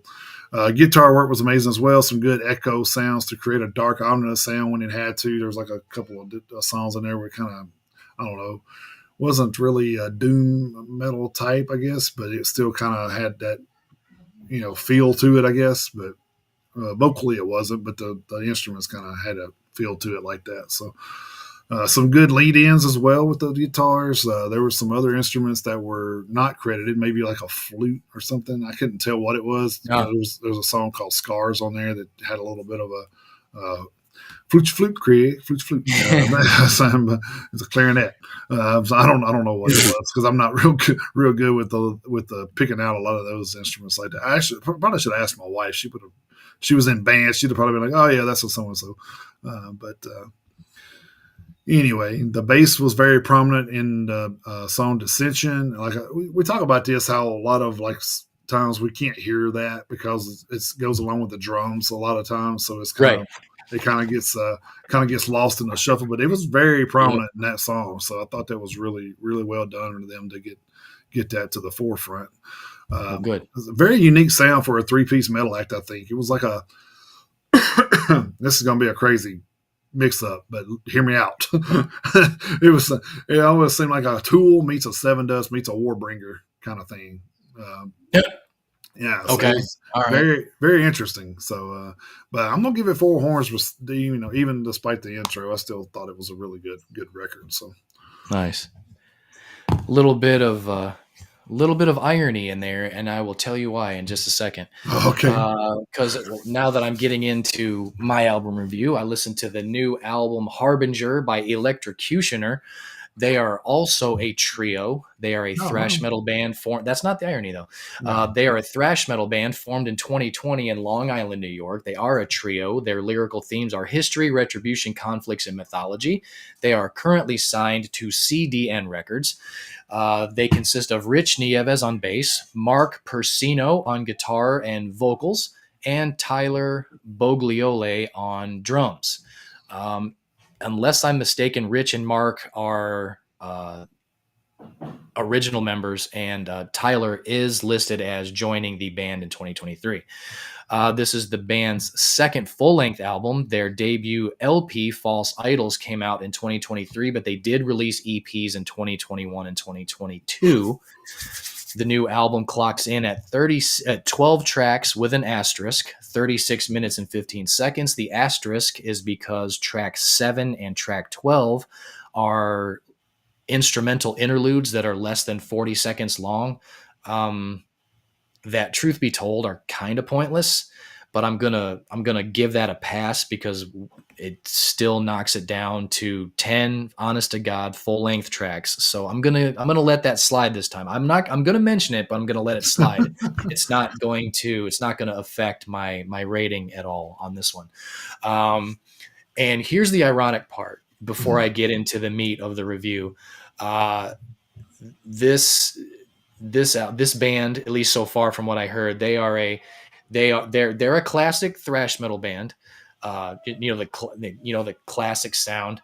They are a municipal waste, toxic holocaust vibe with a little bit of Warbringer sprinkled in there because Mark Persino, he likes to throw in those high pitched wails like John Kevill from Warbringer does. You know what I'm talking about? yeah, Yeah, he does that in this album. So the Warbringer is present in like a little bit of a garnish, but mm, overall, I would say this is kind of like Municipal Waste meets Toxic Holocaust. okay, Um, Mark's got an aggressive vocal style. It's not clean, but it's also not guttural. So it's like an aggressive rasp he's got to it. It's still coherent, but still aggressive enough to not be clean. It's a very, very riff focused album, but I mean, the drums are phenomenal. This album is nothing but tempo. It is just balls to the wall tempo from start to finish, minus those two instrumental interludes that basically, unfortunately, they kind of ground the album to a halt. Thankfully, one is just at the very, very end, so it's not so bad. I don't know why they did it. I wouldn't have, because they don't really, it doesn't like the track number 7, it doesn't really flow out of track 6 into track 8, so I'm Okay. not exactly sure why the placement. Kind of weird. The mix was another album that was mixed really well. Again, the bass was there, you could hear it. I would probably have turned it up a touch, but it is there, so it's not drowned out, which is good. The opening track to this album is absolutely insane. The track itself is only 2 minutes and 48 seconds long, but it opens with a little bit of a fade in, and then you got a little tom, Hmm. it's kind of like the opening to Power Slave a little Okay. bit. And then I'm sure you know the song Head Crusher by Megadeth off of Oh Endgame, yeah. right? You know how that song starts with that guitar solo like right off the bat. This song does that. The very first song, the intro, it does that. Once you get that little fade in, then you got that little tom, that little tom drum line, Yeah. and then it kicks off just like Head Crusher does, only twice as fast. And I audibly, when I was listening to this, I audibly went, "Holy shit!" Like out loud, not even in my head. That song started, I went, "Holy shit!" It was absolutely bonkers, that opening riff, like how intricate it was and how fast it was. I was like, good. It was like just like a punch in the mouth in the best way. I was like, holy shit, what an opening. Because I mean, there's not too many albums that open that fast. Right. It's bonkers.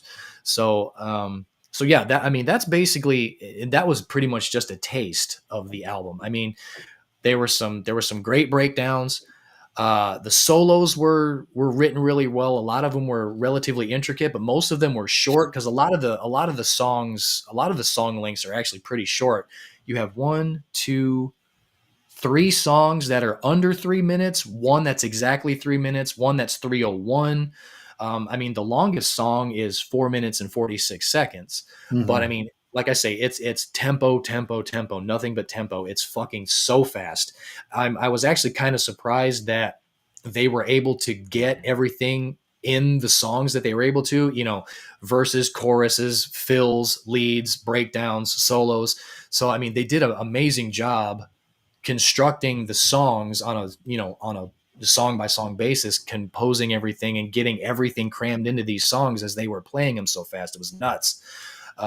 So yeah, this and let's see, Heaven track number 3, Heaven's Gate. It talks about the Heaven's Gate cult and all those people that committed suicide, waiting for the Oh UFO to take them away. And then track number 11, Seven Seals of Koresh. Obviously, you can probably guess what that's about. right. The whole thing in Waco, Texas, years ago. So a couple of songs based off of real life events, and then some other stuff based on some a little bit more general subjects, but very well done. Like I say, I would have taken the instrumentals out, but that definitely doesn't take, in this instance, like I say, I'm going to give it a pass. It doesn't take away from me either. This one's getting 4 horns. Nice. Yeah. Nice. That was pretty easy one once I listened to it a few times. And it's a really quick listen because I mean, you take out those two, you take out the two interludes, of course, and you're talking about 10 songs and 35 minutes and change. So it goes by like that. And it feels like it goes by even faster because they're playing at a goddamn blistering pace. It's ridiculous. uh,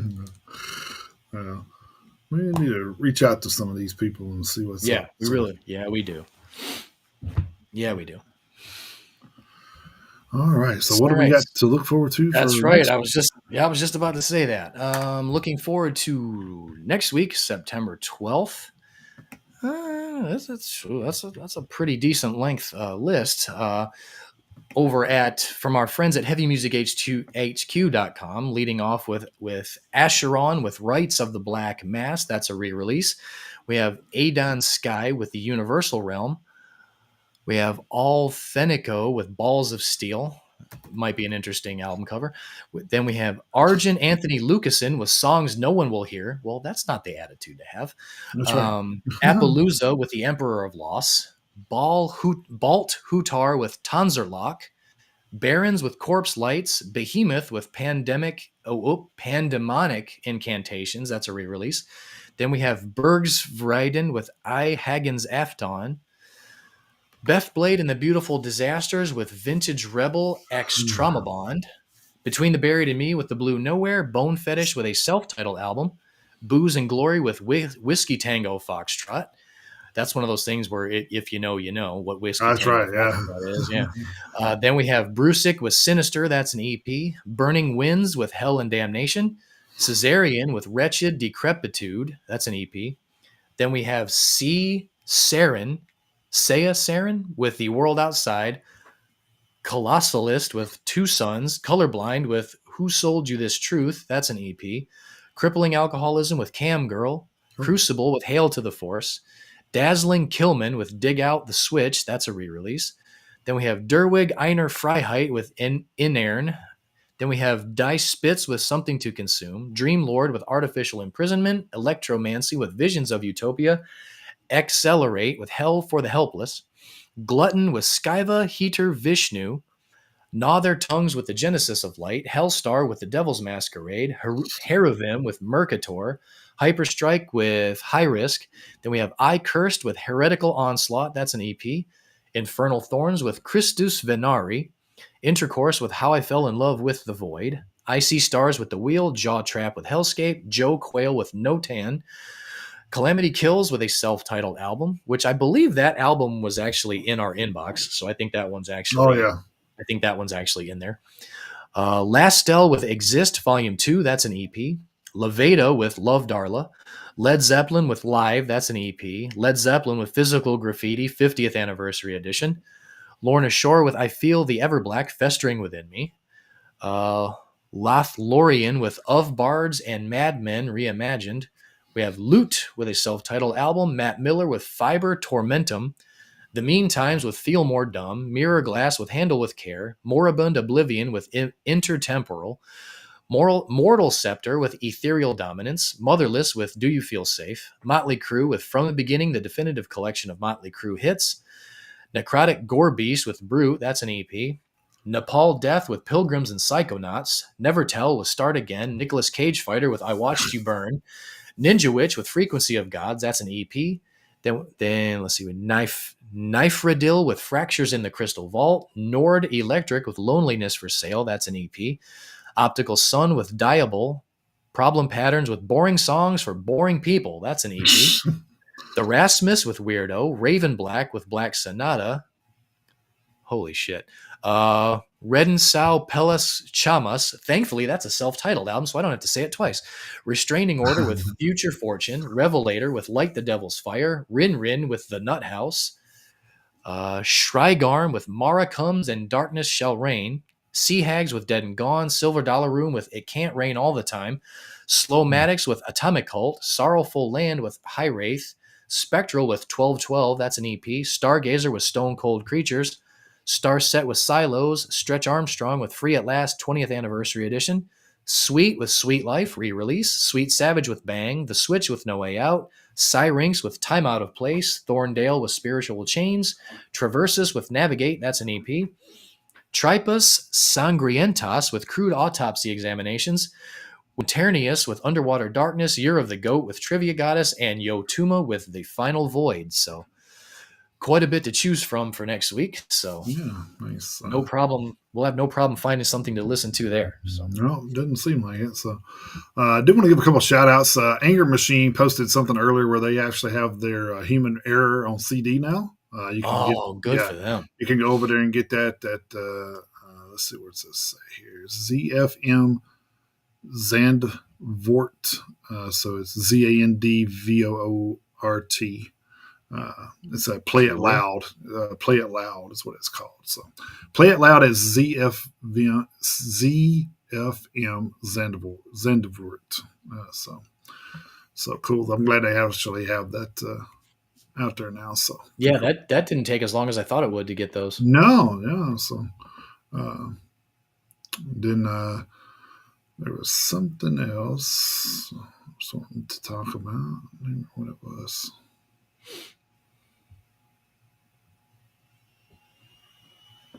I just seen an album that looks like it got released. That's not on our list. I'm going to have to check that out. Called Trencher Skull Crusher. I have to look that up. Okay. Say Trencher? Trencher, yeah. That's the name of the band? Yeah. That's the name of the band, yeah. The album's called Skull Crusher. Let's see. Well, there's three of them, so let's see who they are. Let's see. Skull Crusher, yeah, that's an EP. They are a thrash slash speed metal band from Dornbirn, Austria. Nice. Let's see, it's three songs and 9 minutes and 37 seconds. It's definitely an EP. Cool. It Okay. says it came out May 9th of this year. Oh, interesting. That's the first time I heard anything about it. So, Hmm. uh, I mean, shit, it's worth 10 minutes. yeah. Yeah. Definitely worth 10 minutes. I also want to shout out to Salem's Child. They've been on the show here. They have an unreleased demo from the Unbound Writing Sessions that just got released called Ironclad. Yeah, you can check that out over on our Spotify. It is on our weekly playlist there. So Nice. This is weird. Okay, because the band Trencher, they have an EP called Skull Crusher that came out May 9th. It's three songs, 9 minutes and 37 seconds. There's also another band called Trencher. They are a speed metal band from Oakland, California that had a single called Skull Crusher. That's the oh my same dude. God. It's the same. Okay, Oh, I'm okay. confused. I'm Huh. confused. Because it's a single. It says it's a single that came out on May 9th, but it's got two songs in 6 minutes and 44 seconds. And the two songs, okay, this is very, very strange. Now, are they from Austria or are they from California? This is a mystery. I don't know. Okay, this is weird because, yeah, same cover and everything. Wow, interesting. Hmm. Weird. All right, and then Yeah, all right, also, we'll dig into that. and then we also want to give a shout out to our buddy Dana. He's having a show next Saturday that we'll probably be at. So, I'm gonna be there. Yeah, we're gonna have our friends from Reptilian and Valkyrie's Fire at both at the that's show. right. So Two of our two two of our two for interview bands, friends of the show. yeah. And I could be mistaken because I know Dana's not here and been here today, but I think Dana said that this is going to be the last Metal and Tat show for the year. For this year. think Yeah, it is, yeah. So it'll be at the church at 117 down there in Manchester. So if you're in the area down there, come on by. It's $10. It's four bands. There's a taco truck out there. It's a cool little venue. We have a good time. I mean, we'll more than likely we'll be live streaming from there. So we'll probably set up a live stream. Maybe on YouTube. I'm considering trying to see if we can go live on TikTok. I might try that out, kind of see how that goes. So we may experiment with that. I figure if nothing else, we'll go live on YouTube. That way, after the fact, I mean, Oh yeah. we could basically share it to any of our other social media outlets after the fact. So, but it should be a good time. Valkyrie's Fire, they do have a new member, so that's cool. I've seen that. That's pretty cool. Yeah. They are a 6-piece now. They are a They're an quintet. actual. They're an actual power. They're an actual power and symphonic metal band now. Yeah. What is it? What is it when you have 6 people? I think you're a sextet. Yeah. Yeah, sextet. Yeah, Yes, sextet. so. Yeah.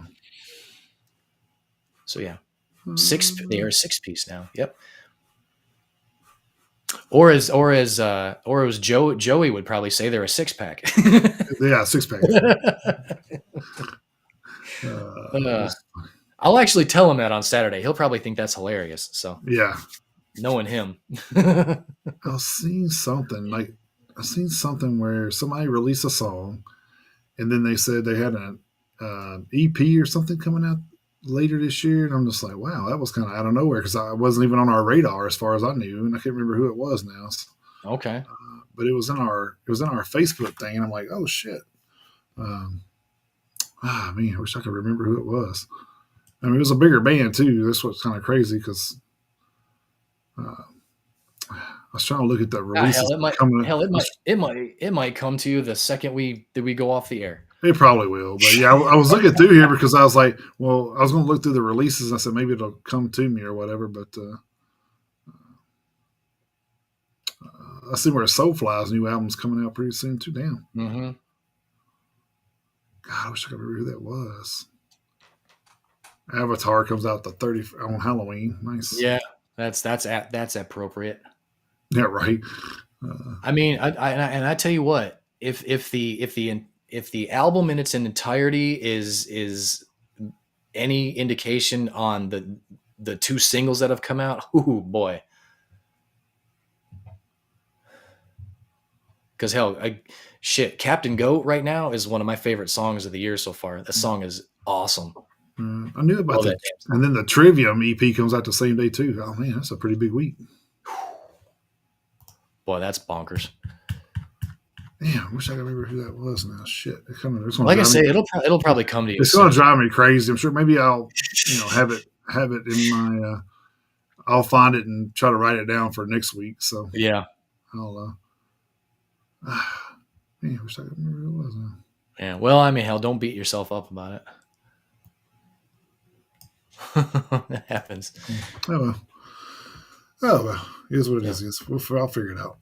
yeah, uh, all right, guys. Hopefully you enjoyed the show today, and we will be back next week. In the yep, meantime, if you want to check out any of our music or playlists and stuff, you can check out our radio station first at the new location at radio.thefrontrow.net. It has that's right. everything there. The DKO Radio Hub is there, and you can go down and see Metalheads Unite right there with our little logo, and just start Yep. Listening now, it's pretty cool. Like you actually see the name of the artist and everything now, so that's actually a big improvement. So Oh, it's a that's one of the biggest things that we had when we were in the he was in the developmental phase of this. He was trying to figure out what people wanted and everything like that. So he finally figured all that out before he made the website. So yeah, you can also check out our playlist and everything over at Spotify. For past band interviews, anything like that, it's all over mhm. there on Spotify. So Yep, getting updated all the time. We just got Degenerate and Anger Machine up there, so yeah, that's over there now. But yeah, you can follow us on all of our social media platforms. Follow us on Facebook, our Facebook group and Facebook page. As always, the page is public, the group is private. X, Instagram, TikTok, YouTube, Twitch. Come on, scroll faster. Rumble, and you can also email us at metalheadsuniteusa@gmail.com. yeah. Cool. And then hopefully we have some news on the 2024 T-shirts. I'm working on that right now. Actually, I forgot to email them yesterday, so I'm gonna do that today. So hopefully I'll get that in the works, and hopefully Cool. within the next couple of weeks we'll have some new shirts to promote. New merch. Yeah. So Nice. all right, Very nice. everybody. So hopefully we will be back next week, same time, same great station, Oh yeah. same back Right channel. here. Right here. Yep. So until then, guys, keep those horns held high. Jump in that pit anytime you can. Have a great week, everybody.